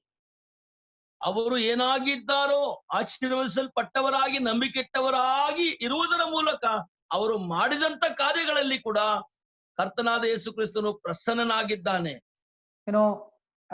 We might feel that some social actions, what we do is some social work, and of course we use some different terms, social works and all these things, good works and all these things. ನಮಗೆ ಅನೇಕ ಸಾರಿ ಅನಿಸುತ್ತದೆ ನಾವು ಮಾಡುವಂತ ಸಾಮಾಜಿಕ ಕಾರ್ಯಗಳು, ಬೇರೆ ಬೇರೆ ವಿಷಯಗಳು, ಪದಗಳನ್ನು ಉಪಯೋಗಿಸ್ತೇವೆ. ಒಳ್ಳೆ ಕಾರ್ಯ, ಸಮಾಜದ ಕೆಲಸಗಳನ್ನು ಮಾಡುವುದರ ಮೂಲಕ ಆಗುತ್ತದೇನೋ ಅಂತ. We are doing things not just because of the moral responsibility, but we are the believers, we are the children of God. There is something different that we need to understand. ಈ ಕಾರ್ಯಗಳನ್ನು ನಾವು ಮಾಡುತ್ತಾ ಇದ್ದೇವೆ, ನೈತಿಕವಾದಂತ ಜವಾಬ್ದಾರಿ ನಮಗಿದೆ. ಅಷ್ಟೇ ಅಲ್ಲದೆ ನಾವು ದೇವರಾಗಿದ್ದೇವೆ ಅನ್ನೋದನ್ನು ಅರಿತುಕೊಂಡು ನಾವು ಮಾಡುವಂತದ್ದಾಗಿದೆ. ಇದು ಬಹಳ ಪ್ರಮುಖವಾದಂತದ್ದು. This is not something that the conscience that we have compassion for the people. We of course have compassion for the people, but the reason why is because we are redeemed and we feel the compassion as Jesus felt, because the people are sinners and we need to understand that we need to raise them up from the sinful condition. ನಾವು ಮಾಡುವಂತ ಒಳ್ಳೆ ಕಾರ್ಯ ಅಥವಾ ನಾವು ಮಾಡುವಂತ ಈ ಕರುಣೆಯುಳ್ಳ ಕೆಲಸದಲ್ಲಿ ಕರುಣೆ ಮಾತ್ರವಲ್ಲದೆ ನಾವು ಕರ್ತನಾದ ಯೇಸು ಕ್ರಿಸ್ತನು ನಮ್ಮನ್ನು ಪಾಪದಿಂದ ಬಿಡುಗಡೆ ಮಾಡಿದಂತ ಕಾರಣದಿಂದಲೇ ನಾವು ಕೆಳಮಟ್ಟದಲ್ಲಿ ಇರುವಂತ ಜನರನ್ನು ಮೇಲಕ್ಕೆ ಎಬ್ಬಿಸಬೇಕು. ಈ ಕಾರ್ಯವನ್ನು ನಾವು ಕೂಡ ಮಾಡಬೇಕು, ಅದು ನಮ್ಮ ಕರ್ತವ್ಯವಾಗಿದೆ ವಿಶ್ವಾಸಿಯಾಗಿ. What we understand from the next thing, the righteous, you see there, then the righteous will answer. See, now the sheep have become righteous. They are righteous people. ಈಗ ನಾವು ಮುಂದಕ್ಕೆ ಹೋಗುತ್ತಿರುವಾಗ ನಾನು ಮುಂದೆ ಇಲ್ಲಿ ನೀತಿವಂತರು, ಈಗ ಅವರೇ ಆ ಕುರಿಗಳೇ ರಾಜ್ಯಕ್ಕೆ ವಾರಸುದಾರರಾಗಿ ಸ್ವಾಸ್ಥ್ಯವನ್ನು ಈಗ ನೀತಿವಂತರಾಗಿದ್ದಾರೆ. Now the righteous is going to answer. ನೀತಿವಂತರಿಗೆ ಕೊಡುವಂತ ಉತ್ತರ, when did we see you hungry and feed you, or thirsty and gave you drink? And when did we see you a stranger and welcomed you, and naked and clothed you? And when did we see you sick or in prison and visited you? 37ನೇ ವಚನದ ಮುಂದೆ ಅದಕ್ಕೆ ನೀತಿವಂತರು ಕೊಟ್ಟಂತ ಉತ್ತರ ನೋಡಿ, ಸ್ವಾಮಿ, ಯಾವಾಗ ನೀನು ಹಸಿದನ್ನು ಕಂಡು ನಿನಗೆ ಊಟಕ್ಕೆ ಕೊಟ್ಟು, ಇಲ್ಲವೇ ನೀನು ಬಾಯಾರಿದನ್ನು ಕಂಡು ಕುಡಿಯುವುದಕ್ಕೆ ಕೊಟ್ಟೆವು? ಯಾವಾಗ ನೀನು ಪರದೇಶಿ ಆಗಿರುವುದನ್ನು ಸೇರಿಸಿಕೊಂಡೆವು, ಇಲ್ಲವೇ ನಿನಗೆ ಬಟ್ಟೆ ಇಲ್ಲದನ್ನು ಕಂಡು ಉಡುವುದಕ್ಕೆ ಕೊಟ್ಟೆವು? The righteous is surprised here. ಈ ನೀತಿವಂತರಿಗೆ ಇಲ್ಲಿ ಆಶ್ಚರ್ಯ ಆಗ್ತಾ ಇದೆ. That's a surprise. ಅದೇ ನಮಗೆ ಆಗುವಂತ ಆಶ್ಚರ್ಯ. They are surprised because they did not feel like what all Jesus said is about them. ಇಲ್ಲಿ ಅವರಿಗೆ ಏನು ಆಶ್ಚರ್ಯ ಆಯ್ತಂದ್ರೆ, ಅವರ ಬಗ್ಗೆ ಏನು ಹೇಳಲ್ಪಟ್ಟಿತೋ ಅದು ಅವರಿಗೆ ಅರ್ಥ ಆಗ್ತಾ ಇಲ್ಲ, ಅವರಿಗೆ ನಂಬಿಕೆ ಆಗ್ತಾ ಇಲ್ಲ. ಇದು ನಮ್ಮ ಬಗ್ಗೆನೇ ಹೇಳಲ್ಪಟ್ಟಿತೋ. They were surprised. ಅವರಿಗೆ ತುಂಬಾ ಆಶ್ಚರ್ಯ ಅನಿಸ್ತಾ ಇದೆ. And they were asking, when did we see you? ಅವ್ರಿಗೆ ಉತ್ತರ ಪ್ರಶ್ನೆ ಕೇಳ್ತಾ ಇದ್ರೆ, ಕರ್ತನೇ, ನಾವು ನಿಮ್ಮನ್ನು ಯಾವಾಗ ಕಂಡದ್ದು?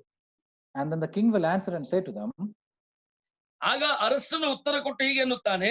verse 40 we read, truly I say to you, as you did to the one of these least of my brothers, you did it to me. 40ನೇ ವಚನಕ್ಕೆ, ಅದಕ್ಕೆ ಅರಸನು ಹೀಗೆ ಉತ್ತರ ಕೊಡುತ್ತಾ ಇದ್ದಾನೆ, ಈ ನನ್ನ ಸಹೋದರಲ್ಲಿ ಕೇವಲ ಅಲ್ಪನಾದ ಒಬ್ಬನಿಗೆ ಏನೇನು ಮಾಡಿದರೋ ಅದನ್ನು ನನಗೂ ಎಂದನು. Who are these brothers? ಈ ಸಹೋದರರು ಯಾರು ಪ್ರಿಯರೇ? These are redeemed people, believers, ಇವರು saved people. ರಕ್ಷಿಸಲ್ಪಟ್ಟು ಬಿಡುಗಡೆ ಹೊಂದಿದಂತ ಜನರಾಗಿದ್ದಾರೆ. Okay, now I need to just tell you something that is, to put you in perspective, I need to take you to Revelation, because I told you that this is happening after the tribulation. ನಾನು ಈಗ ಕೆಲವು ವಿವರಗಳನ್ನು ಇದಕ್ಕೆ ಸಂಬಂಧಪಟ್ಟದನ್ನು ವಿವರಿಸಬೇಕಾಗಿದೆ.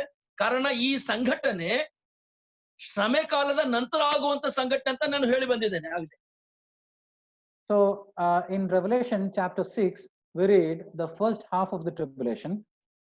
ನಾವು ಪ್ರಕಟಣೆ ಗ್ರಂಥ 6ನೇ ಅಧ್ಯಾಯದಲ್ಲಿ ಮೊದಲನೇ ಭಾಗ, ಶ್ರಮೆ ಕಾಲದ ಮೊದಲನೇ ಭಾಗವನ್ನು ನಾವಲ್ಲಿ ಕಾಣುತ್ತೇವೆ.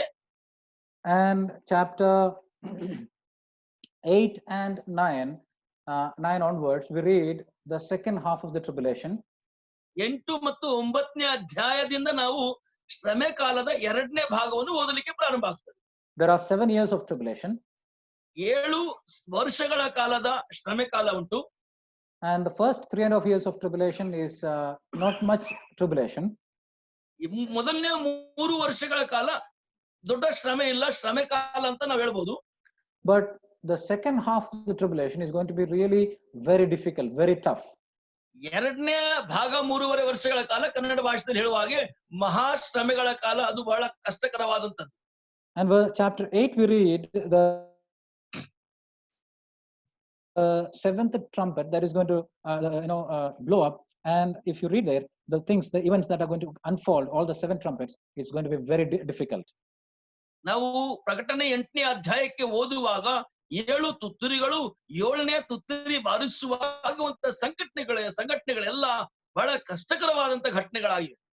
When we read verse 7, we read of chapter 8 of Revelation, the first angel blew his trumpet, there followed a hail and fire mixed with blood and was thrown in upon the earth, and a third of the earth was burned.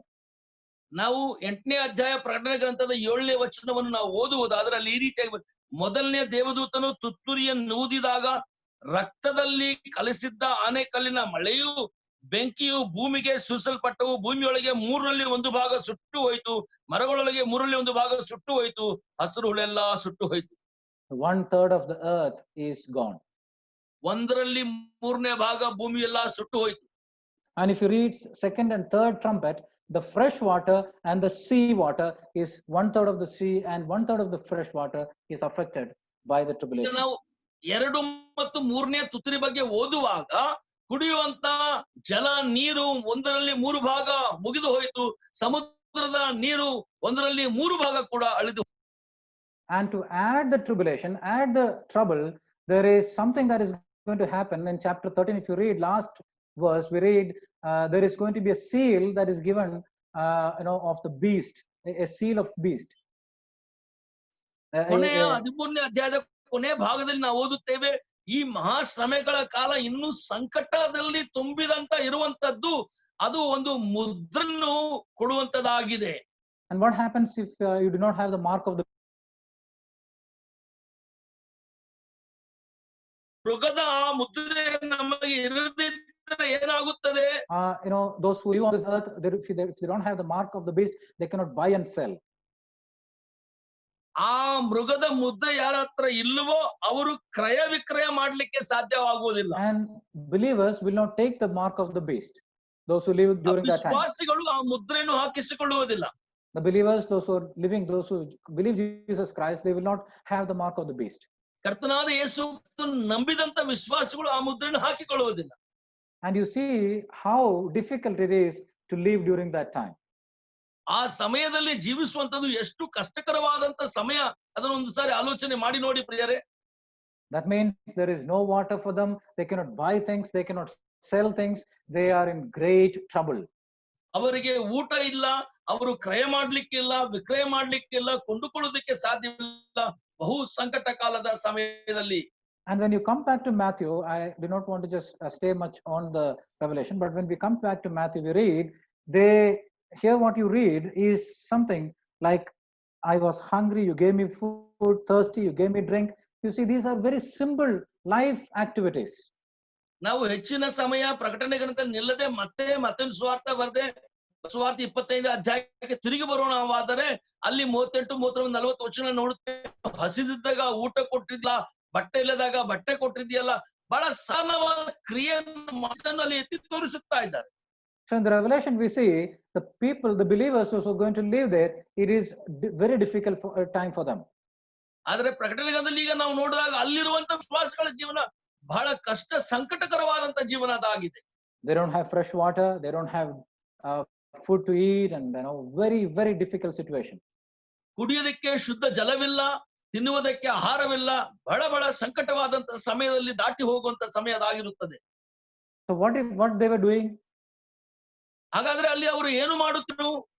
Here we understand that they did not have water for them to drink, but they were helping other believers. When they get little water, they were giving to other thirsty believers who is in need. ಹಾಗಾದ್ರೆ ನಾವು ಈ ವಾಕ್ಯದ ಮೂಲಕ ನಮಗೆ ಏನು ಅರ್ಥ ಆಗುತ್ತದೆ ಅಂದ್ರೆ, ಅಲ್ಲಿ ಅವರು ಮಾಡುತ್ತಿದ್ದ ಕಾರ್ಯವೇನೆಂದರೆ, ಕುಡಿಲಿಕ್ಕೆ ಶುದ್ಧ ಜಲವಿಲ್ಲ, ನೀರು, ಊಟ, ಆಹಾರ, ಬಟ್ಟೆ ಇಲ್ಲ, ಆದರೂ ಅವರಿಗೆ ದೊರಕಿದಂತ ಸ್ವಲ್ಪ ಆಹಾರ, ಸ್ವಲ್ಪ ಬಟ್ಟೆಯನ್ನು ಅವಗತ್ಯದಲ್ಲಿದ್ದಂತ ತಮ್ಮ ಜೊತೆ ವಿಶ್ವಾಸಿಗಳಿಗೆ ಕೊಡ್ತಾ ಇದ್ದರು. Now during the time of the corona period, we understand how hard it is. Sometimes when we don't get certain things, we feel very difficult. ಈಗ ಕೊರೋನಾ ಮಹಾಮಾರಿಯ ಸಮಯದಲ್ಲಿ ನಮಗೆ ಕೂಡ ಅರ್ಥ ಆಗ್ತಾ ಇದೆ, ನಮಗೆ ಕೆಲವು ವಿಷಯಗಳು ದೊರಕದೆ ಹೋಗುವ ಸಮಯದಲ್ಲಿ ಎಷ್ಟು ಕಠಿಣವಾದದ್ದು ಸಮಯ ಅಂತ ನಮಗೆ ಅರ್ಥ ಆಗ್ತಾ ಇದೆ. But during the time of the tribulation, it is going to be really going to be very, very difficult. Not like this. ಮಹಾ ಸಂಕಟದ ಕಾಲದಲ್ಲಿ ಪ್ರಿಯರೇ, ಈಗ ಕೊರೋನಾ ಮಹಾಮಾರಿ ಸಮಯದಲ್ಲಿ ಆಗುವಂತ ಸಂಕಟ ಅಲ್ಲ, ಅದು ತುಂಬಾ ಭಯಂಕರವಾದ ಸಂಕಟ ಸಮಯ. And what happened? Now we have stashed food in the refrigerator, and in all the things we keep all the things stashed, and for us it is not a difficult to give food for a believer, one time food or 2 times or 3 times. It is easy for us. ಒಂದ್ ವೇಳೆ ನಾವು ಯಾರಿಗಾದ್ರೂ ವಿಶ್ವಾಸಿಗಳಿಗೆ 1, 2, 3 ಒಪ್ಪತ್ತು ಊಟ ಕೊಡುವುದಾದ್ರೂ ಅದು ಸ್ವಲ್ಪ ಸುಲಭವಾಗಿ ಇರಬಹುದು. ಯಾಕಂದ್ರೆ ನಮ್ಮ ಹತ್ರ ರೆಫ್ರಿಜರೇಟರ್, ಫ್ರಿಡ್ಜ್ಗಳು ಇರುವುದರಿಂದ ಅದರಲ್ಲಿ ಶೇಖರಣೆ ಮಾಡಿ ಇಟ್ಟು ನಾವು ಕೊಡ್ಲಿಕ್ಕೆ ಸಾಧ್ಯವಾಗುತ್ತಾ ಇರಬಹುದು ಈಗಲಾದರೂ. But imagine the time that is going to come that the believers do not have food for themselves and they are helping the other believer. They do not have food for them. When they get little food, they give others, they help others.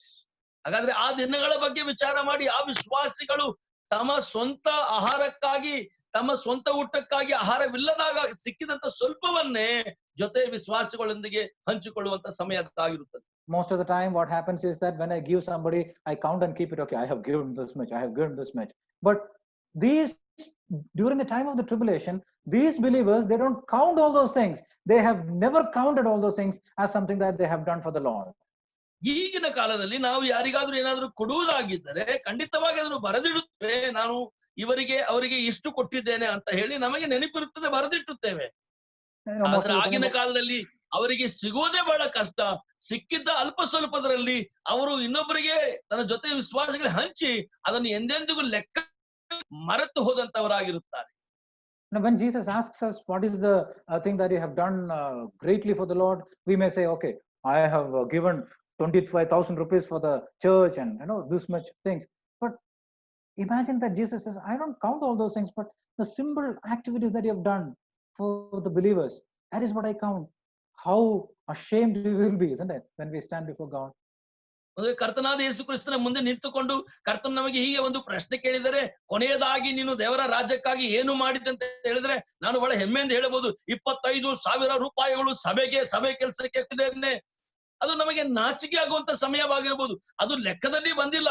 ಬಹಳ ಸಾಧಾರಣವಾದಂತ ಕೆಲಸ, ಜೊತೆ ಇರುವಂತ ಹಸಿದಂತ ನಮ್ಮ ಸಹೋದರನಿಗೆ ಅಲ್ಪ ಸ್ವಲ್ಪ ಕೊಟ್ಟಂತ ಊಟ ಬಟ್ಟೆ, ಅದು ಲೆಕ್ಕದಲ್ಲಿ ಬಂತಲ್ಲವು. We are coming to the close, but we see there the next group of people, we'll keep that reserved for little time. When we come to the application, we'll pick up that, and we'll pick up and we'll continue that. ಇನ್ನೊಂದು ಗುಂಪು ಇದೆ. ಆ ಗುಂಪನ್ನು ನಾವು ಪಕ್ಕಕ್ಕಿಟ್ಟು ನಾವು ಈಗ ಚರ್ಚೆ ಮಾಡಿದಂತ ವಿಷಯಗಳಲ್ಲಿ ನಾವು ಅಳವಡಿಸಿಕೊಳ್ಳಬೇಕಾದ ಅಪ್ಲಿಕೇಶನ್ ಏನು, ಅದರ ಬಗ್ಗೆ ಧ್ಯಾನ ಮಾಡುತ್ತಾ ಇದ್ದೇವೆ. Okay, now we were looking at the person who judges. ನಾವು ನೋಡಿದಂತ ಈ ಭಾಗಗಳಲ್ಲಿ ನ್ಯಾಯ ಮಾಡುವಂತ ವ್ಯಕ್ತಿ, the period of the judgment, ನ್ಯಾಯ ಮಾಡುವಂತ ಸಮಯ, the place of the judgment, ನ್ಯಾಯ ಮಾಡುವಂತ ಸ್ಥಳ, the people of the judgment, ನ್ಯಾಯಕ್ಕೆ ಇರುವಂತ ಜನರು, the process of the judgment, ನ್ಯಾಯ ನಡೆಯುವಂತ ಆ ಕಾಲ, ಆ ಸರಣಿ, and the price of the judgment. We were looking at the price of the judgment. The price of the judgment for the righteous people. What is the price of the judgment? We see there, you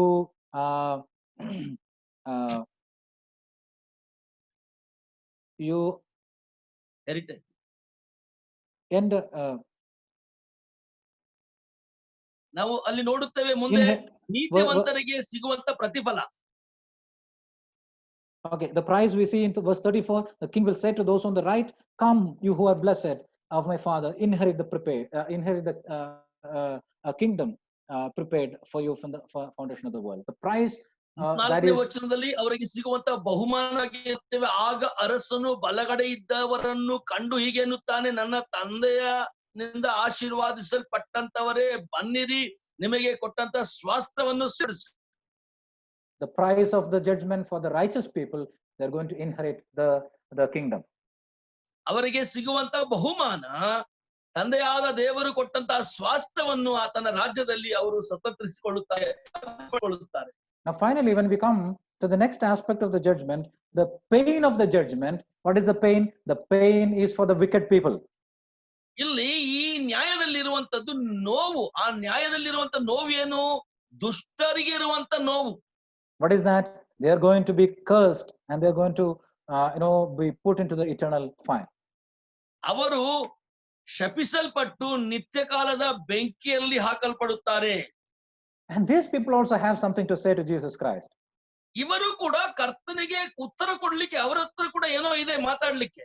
Jesus said, depart from me, you cursed one, into the eternal fire prepared for the devil and his angels. See, something that we need to understand, the hell is prepared for the angels and the devil, but these people are going to enter into it because they did not believe in Lord Jesus Christ. ಕರ್ತನಾದ ಯೇಸು ಕ್ರಿಸ್ತ ಅವರೊಂದಿಗೆ ಹೀಗೆದ್ದನು. 41ನೇ ವಚನದಲ್ಲಿ, ಎಡಗಡೆಯವರಿಗೆ ಶಾಪಗ್ರಸ್ತರೇ, ನನ್ನನ್ನು ಬಿಟ್ಟು ಪಿಶಾಚನಿಗೂ ಅವನ ದೂತರಿಗೂ ಸಿದ್ಧ ಮಾಡ್ತಾ ನಿತ್ಯ ಬೆಂಕಿಗೆ ಹೋಗಿರಿ ಅಂದನು. ಆಗ ನಾವು ಇದನ್ನು ಅರ್ಥ ಮಾಡಿಕೊಳ್ಳಬೇಕು ಸ್ಪಷ್ಟವಾಗಿ. ಪಿಶಾಚನಿಗೂ ಆತನ ಬಿದ್ದು ಹೋದಂತ ದೂತರಿಗೂ ಸಿದ್ಧಪಡಿಸೋದಕ್ಕೆ ಆಗಿದೆ, ಮನುಷ್ಯರಿಗಾಗಿ ಅಲ್ಲ. What will the wicked people answer?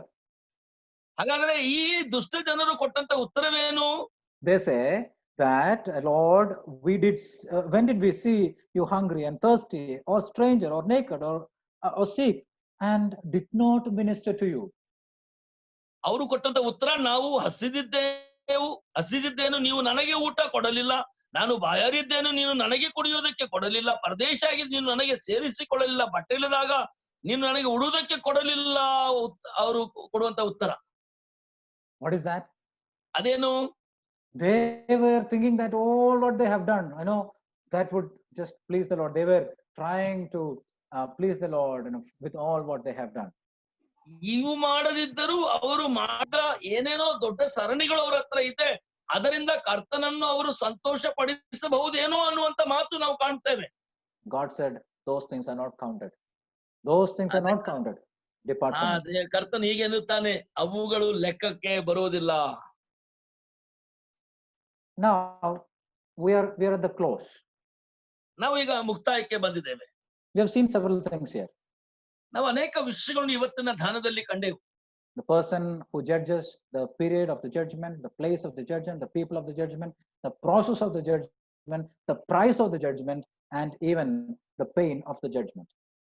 ನ್ಯಾಯ ಮಾಡುವಂತ ವ್ಯಕ್ತಿ, ನ್ಯಾಯ ಸಿಂಹಾಸನದ ಸ್ಥಳ, ನ್ಯಾಯ ಸಿಂಹಾಸನದ ಸಮಯ, ನ್ಯಾಯಕ್ಕೆ ಬರುವಂತ ಪ್ರತಿಫಲ, ನ್ಯಾಯದಲ್ಲಿ ನೀತಿವಂತರಿಗೆ ಸಿಗುವಂತ ಬಹುಮಾನ, ನ್ಯಾಯದಲ್ಲಿ ಬರುವಂತ ನೋವು, ಈ ವಿಷಯಗಳನ್ನೆಲ್ಲ ನಾವು ಧ್ಯಾನ ಮಾಡಿದ್ದೇವೆ. These are just an outline that I just want to give you, but those are not something that is going to be the focal at the end. ನಾವು ಇವತ್ತು ಧ್ಯಾನ ಮಾಡಿದೆವು, ಸ್ವಲ್ಪ ಪೀಠಿಕೆ ಮಾತ್ರವಾಗಿತ್ತು, ಸಂಪೂರ್ಣವಾದಂತ ಧ್ಯಾನ ಅಲ್ಲ. ಇನ್ನು ಒಳಗೆ ಬಹಳಷ್ಟು ಇದೆ. When I read this passage, something surprised me.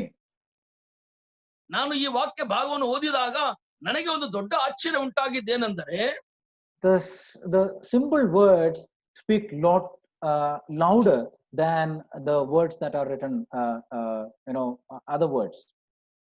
ಈ ಸಾಧಾರಣವಾದಂತ ಶಬ್ದಗಳೇ ಇಷ್ಟು ಗಂಭೀರವಾಗಿ ನಮ್ಮೊಂದಿಗೆ ಮಾತಾಡುತ್ತೆ. ಇನ್ನು ಅನೇಕ ಗಂಭೀರ ಶಬ್ದಗಳಿಗಿಂತ ಇದು ಹೆಚ್ಚಾದಂತ ಒತ್ತಾಯಪೂರ್ವಕವಾಗಿ ಮಾತಾಡುವಂತ ಮಾತುಗಳಾಗಿ.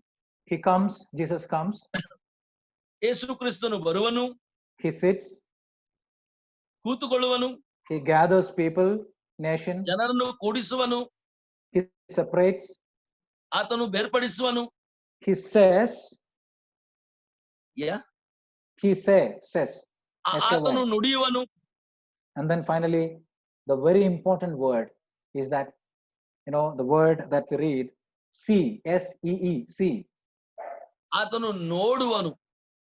You see there, that word is very important in this portion. ಈ ಭಾಗದಲ್ಲಿ ಅದು ಬಹಳ ಪ್ರಾಮುಖ್ಯವಾದಂತ ಮಾತಂದು ನಾನು ಬಯಸುತ್ತೇನೆ. The righteous is asking the question, when did you see? ಈ ನೀತಿವಂತರು ಕೇಳುತ್ತಾರೆ, ಕರ್ತನೇ ಇದನ್ನು ನೀನು ಯಾವಾಗ ಕಂಡೆ? And then when did you see? They're asking the Lord Jesus, when did you see all these things? ಓ ಕರ್ತನಾದ ಯೇಸು ಕ್ರಿಸ್ತನ ಅವರು ಪ್ರಶ್ನೆ ಕೇಳ್ತಾ ಇದ್ದಾರೆ, ಕರ್ತನೇ ಇದು ನೀನು ಯಾವಾಗ ನೋಡಿದೆ? Unnoticeable eyes of the Lord Jesus Christ, of God, is there now. ಈಗ ನಮ್ಮ ಕಣ್ಣಿಗೆ ಕಂಡು ಬರದಂತ ಕರ್ತನಾದ ಯೇಸು ಕ್ರಿಸ್ತನ ತಂದೆಯಾದ ದೇವರ ಕಣ್ಣುಗಳಿವೆ. That is something that will surprise us when we meet the Lord in the end. ನಾವು ಅಂತ್ಯದಲ್ಲಿ ಕರ್ತನಾದ ಯೇಸು ಕ್ರಿಸ್ತ ಭೇಟಿಯಾಗುವಾಗ ಇದೇ ದೊಡ್ಡ ಆಶ್ಚರ್ಯವನ್ನು ನಮಗೆ ಉಂಟು ಮಾಡುತ್ತದೆ. The judgment of the Lord Jesus Christ, when he judges us, that is something that will take all of us by surprise. ಕರ್ತನಾದ ಯೇಸು ಕ್ರಿಸ್ತನು ನಮ್ಮನ್ನು ನ್ಯಾಯ ಮಾಡುವಾಗ ನಮಗೆ ಉಂಟಾಗುವಂತ ಆಶ್ಚರ್ಯವೇ ಅದಾಗಿರುತ್ತದೆ. The judgment that is going to pronounce is based on what he sees now. ಆತನು ಈಗ ಏನು ನೋಡುತ್ತಾನೋ ಅದನ್ನೇ ಆಧಾರ ಮಾಡಿಕೊಂಡು ನ್ಯಾಯ ಮಾಡುವಂತವನಾಗಿದ್ದಾನೆ. This judgment is going to happen after the tribulation. ಈ ನ್ಯಾಯವು ಶ್ರಮೆಗಳ ಕಾಲದ ನಂತರ ನಡೆಯುವಂತ ಸಂಘಟನೆಯಾಗಿದೆ. But there is judgment for believers, Bema seat judgment, right after the rapture. ವಿಶ್ವಾಸಿಗಳಿಗೂ ಕೂಡ ಸಭೆ ಎತ್ತಲ್ಪಟ್ಟ ನಂತರ ಭೀಮಾ ಸೀಟಿನ ಮುಂದೆ ನ್ಯಾಯ ಆಗ್ಲಿಕ್ಕೆ ಹೋಗ್ತಾ ಇದೆ. How is he going to judge us? ಆತನು ನಮ್ಮನ್ನು ಹೇಗೆ ನ್ಯಾಯ ಮಾಡುವವನಾಗಿದ್ದಾನೆ? He is going to judge us based on what we do here now, what he sees that we are doing now. ಇಲ್ಲಿ ನಾವು ಏನು ಮಾಡುತ್ತಾ ಇದ್ದೇವೋ, ಆತನು ನಮ್ಮ ಜೀವನದಲ್ಲಿ ಏನನ್ನು ನೋಡುತ್ತಾ ಇದ್ದೋನೋ ಅದರ ಆಧಾರದ ಮೇಲೆ ಆತನು ನಮಗೆ ನ್ಯಾಯ ಮಾಡುವವನಾಗಿದ್ದಾನೆ. What are going to be surprises in the eternity? The time of the Lord's coming is going to take us by surprise. The events that are happening will take us by surprise, and the judgment itself, the pronouncement of Jesus Christ, is going to surprise everyone. ಕರ್ತನಾದ ಯೇಸು ಕ್ರಿಸ್ತ ಎರಡನೇ ಬರೋಣದಲ್ಲಿ ಆಗುವಂತ ಆಶ್ಚರ್ಯವಾದ ಘಟನೆಗಳು ಏನು? ಆತನ ಬರೋಣವೇ ಆ ಸಮಯ ಗೊತ್ತಿಲ್ಲ, ಅದು ಕೂಡ ಆಶ್ಚರ್ಯವಾದಂತದ್ದೇ. ಆತನು ನಮಗೆ ಕೊಡುವಂತ ನ್ಯಾಯವೂ ಕೂಡ ಆಶ್ಚರ್ಯವಾಗಿದೆ. ಆತನು ನುಡಿಯುವಂತ ನ್ಯಾಯ, ಆ ನ್ಯಾಯಿಕವಾದಂತ ಶಬ್ದಗಳು ಕೂಡ ನಮ್ಮನ್ನು ಆಶ್ಚರ್ಯಗೊಳಿಸುವಂತವಾಗಿದೆ. There are two things in application. ಇಲ್ಲಿ ನಮ್ಮ ಜೀವನದಲ್ಲಿ ಅಳವಡಿಸಿಕೊಳ್ಳಲಿಕ್ಕೆ ಎರಡು ವಿಶೇಷವಾದಂತ ವಿಷಯಗಳುಂಟು. First thing, ಮೊದಲನೆಯದಾಗಿ God sees everything. ದೇವರು ಎಲ್ಲಾ ಕಡೆ ನೋಡುವವನಾಗಿದ್ದಾನೆ. God sees all what we do. ದೇವರು ನಾವು ಮಾಡುವಂತ ಎಲ್ಲಾ ಸಂಗತಿಗಳನ್ನು ನೋಡುವವನಾಗಿದ್ದಾನೆ. Not only that, ಅಷ್ಟು ಮಾತ್ರವಲ್ಲದೆ he sees our heart. ಆತನು ನಮ್ಮ ಹೃದಯಗಳನ್ನು, ಅಂತರಾತ್ಮಗಳನ್ನು ಕೂಡ ಅರಿತವನಾಗಿದ್ದಾನೆ, ನೋಡುವವನಾಗಿದ್ದಾನೆ. That is so dangerous, isn't it? ಅದು ಬಹಳ ಭಯಂಕರವಾದಂತಹ ಸಂಗತಿಯಾಗಿದೆ. He sees our actions. He sees where we go, in the darkness, in the light, everywhere. He sees what we are doing. ಆತನು ನಮ್ಮ ಕಾರ್ಯಗಳನ್ನು ನೋಡುತ್ತಾನೆ, ಅರಿತವನಾಗಿದ್ದಾನೆ. ಕತ್ತಲಲ್ಲಿ, ಬೆಳಕಲ್ಲಿ, ಎಲ್ಲೆಲ್ಲಿ ಓಡುತ್ತೇವೆ ಅದೆಲ್ಲವನ್ನು ಆತನು ನೋಡುವವನಾಗಿದ್ದಾನೆ. God sees all the things is an encouragement in one aspect. ಒಂದು ಕಡೆ ನಾವು ನೋಡುದಾದ್ರೆ ಕರ್ತನು ಎಲ್ಲಾ ನೋಡುತ್ತಿದ್ದಾನಲ್ಲ, ಇದು ಬಹಳ ಸಂತೋಷಕರವಾದ ವಿಷಯ ನಮಗೆ. Because he knows everything what happens to me. He holds me, he takes care of me, he knows where I am, and it's an encouragement for believers. ಸಂತೋಷ ಅಥವಾ ನಮಗೆ ಕೊಡುವಂತ ಭರವಸೆ ಏನೆಂದರೆ ನಮ್ಮನ್ನು ನೋಡುತ್ತಾನೆ, ನಮ್ಮನ್ನು ಕಾಪಾಡುತ್ತಾನೆ, ಎಡವಿ ಬಿದ್ದರೂ ಕೂಡ ನಮ್ಮನ್ನು ಎತ್ತುತ್ತಾನೆ, ಎಲ್ಲ ಕಡೆ ನಮ್ಮ ಜೊತೆಗಿದ್ದಾನೆ. ಇದು ಒಂದು ಸಂತೋಷದ ವಿಷಯ. But it is also a warning. ಇದರ ಜೊತೆಗೆ ನಮಗೆ ಸಿಗುವಂತ ಒಂದು ಎಚ್ಚರಿಕೆ ಕೂಡ ಆಗಿದೆ. You know why? ಯಾವುದದು ಎಚ್ಚರಿಕೆ? Because he is going to judge based on what he sees now. ಆತನು ಏನನ್ನು ನೋಡುತ್ತಾ ಇದ್ದಾನೋ, ನಾವೇನನ್ನು ಮಾಡುತ್ತಾ ಇದ್ದೇವೋ ಅದರ ಆಧಾರದ ಮೇಲೆ ಆತನು ನ್ಯಾಯ ಮಾಡುವನಾಗಿದ್ದಾನೆ. I think I have taken 2 minutes extra, but I'll just close.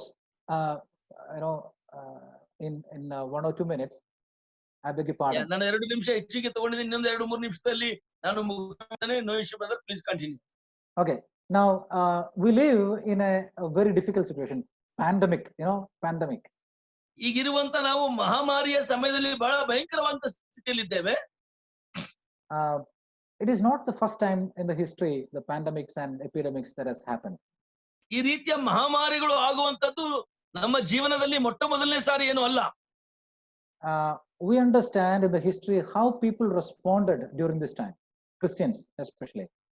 ಈ ಸಮಯದಲ್ಲಿ ಜನರು ಹೇಗೆ ವರ್ತಿಸಿದರೋ, ವಿಶೇಷವಾಗಿ ಕ್ರೈಸ್ತರ ವರ್ತನೆ ಹೇಗಾಗಿತ್ತೋ ನಮಗೆ ಗೊತ್ತಾಗ್ತದೆ.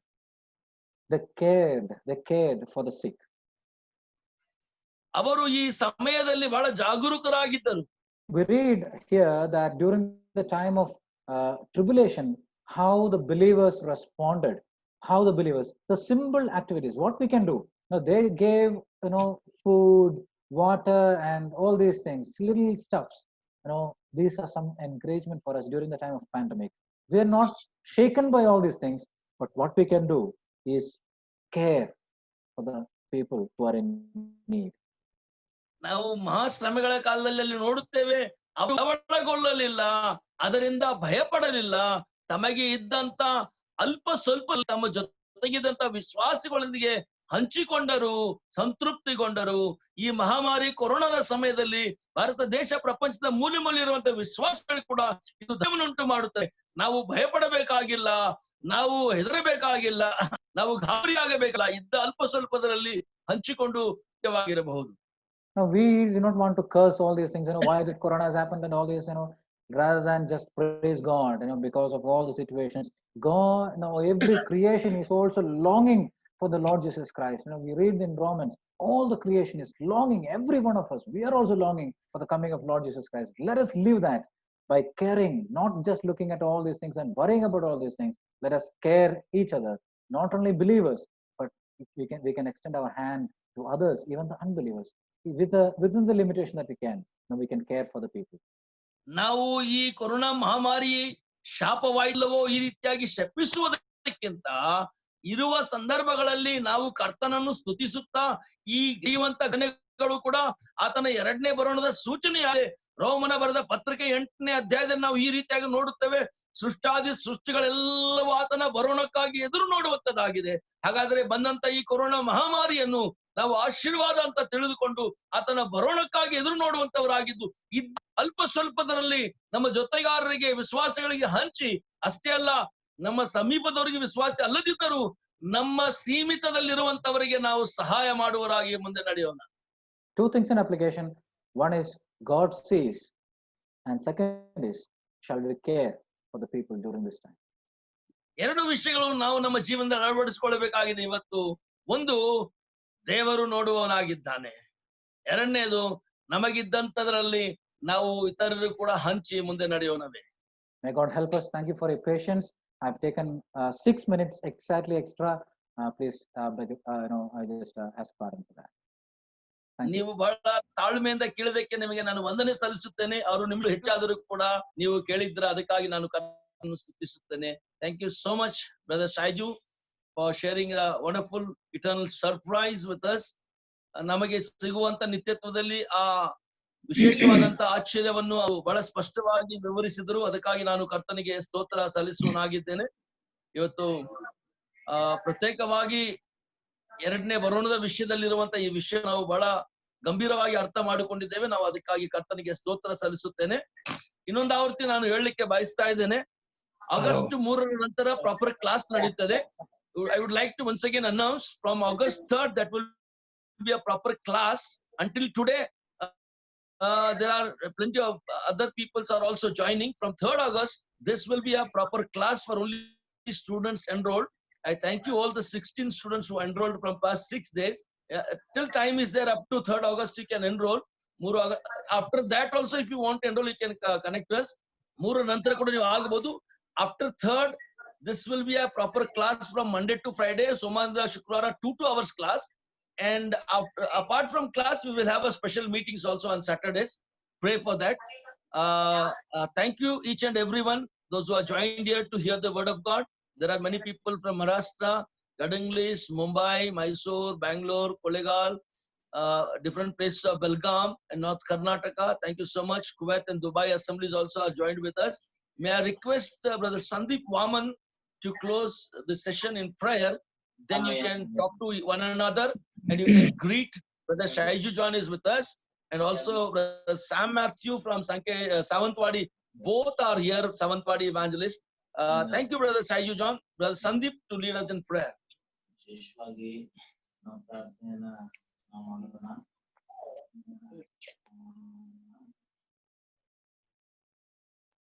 Shall we pray?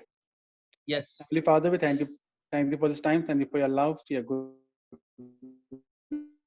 for us and for the life, the salvation given us a wonderful Savior Lord Jesus Christ, and we praise the Lord for this hour of encouragement and that we have.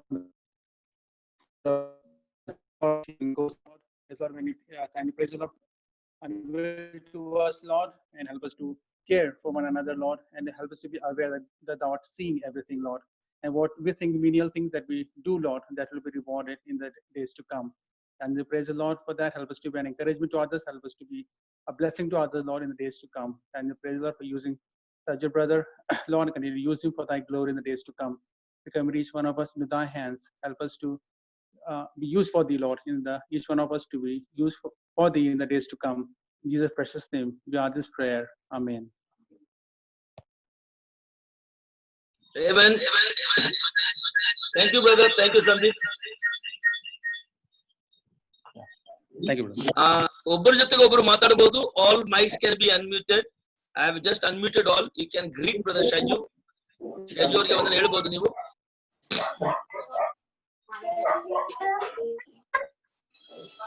Brother Shaiju, you can open your video. Some maybe wanted to talk to you or speak to you. Hari brother, praise the Lord. Prabhu brother, praise the Lord.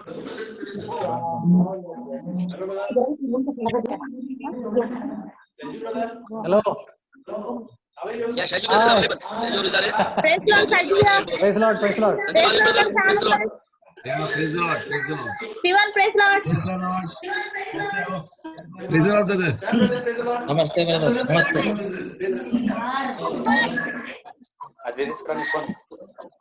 Praise the Lord. Praise the Lord. Yeah, Sam Matthew brother, Stephen Matthew, praise the Lord. Praise the Stephen Lord. after long. Yes, yes. Namaskar. Yes. Praise the Lord. Tumgore Patil from Aurangabad, praise the Lord. Namaskar.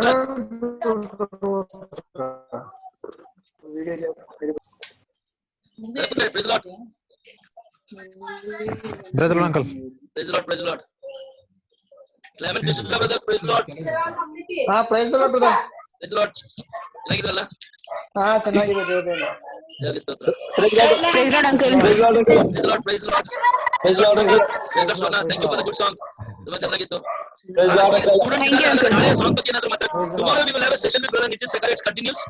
Nitin Sakari ಅವರ session continue ಇರುತ್ತದೆ ನಾಳೆ. Brother Junior, praise the Lord. Praise the Lord, uncle. Praise the Lord. Praise the Lord. Praise the Lord. Yeah. Yeah, brother Junior is available. See. After 4 months.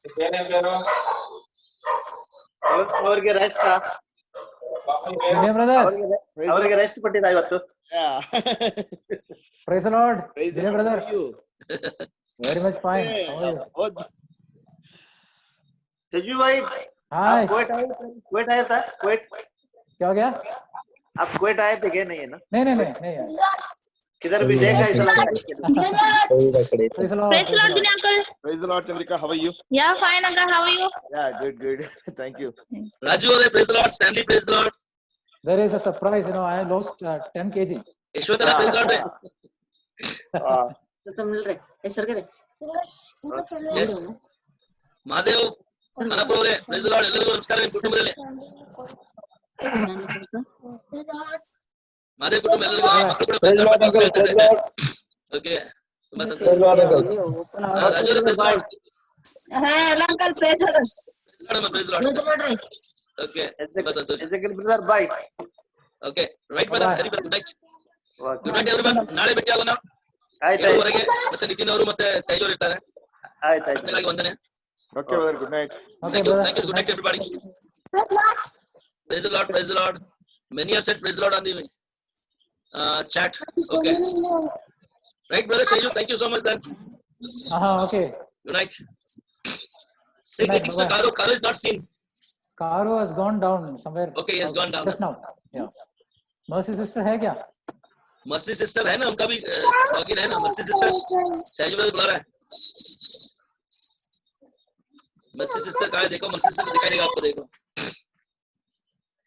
Matthew Michael भी है ना? Matthew Michael भी है, mercy sister भी है. Okay सबको राजू सुनाई दे रहा है, बात कर रहे हैं ना, माइक म्यूट है, माइक बोलना है. ठीक है. Praise the Lord. Praise the Lord. Praise the Lord. Praise God. వందనాలు ఎట్లున్నారు బాగున్నారా ఆ? Praise the Lord. Karo, praise the Lord. ये आपका नाम था LYW करके क्या है आपका नाम चेंज किया क्या? मेरा नाम मर्सी बोलो ऐसा कर रख दिया. ग्रीक में ऐसा लिखता है, मर्सी का नाम ग्रीक में ऐसा लिखा जाता है, ग्रीक वर्ड से वो. प्रेस लॉर्ड करो भैया. Praise the Lord, कैसे हो? Praise the Lord. ठीक है, आप कैसे हो? बहुत बढ़िया. अच्छा है. कभी बिरयानी का बढ़िया. सैजू हमको भूल गए क्या? हमारे ऊपर गुस्सा हमको भूल गया. क्या हो गया? सिस्टर आप भूल गया? भूल गया. नहीं. हाँ? ऐसे बोल सकता है? आपका इडली याद है ब्रदर को. पता नहीं. ऐसा लग रहा है मेरे को. आपको लगता है ऐसा?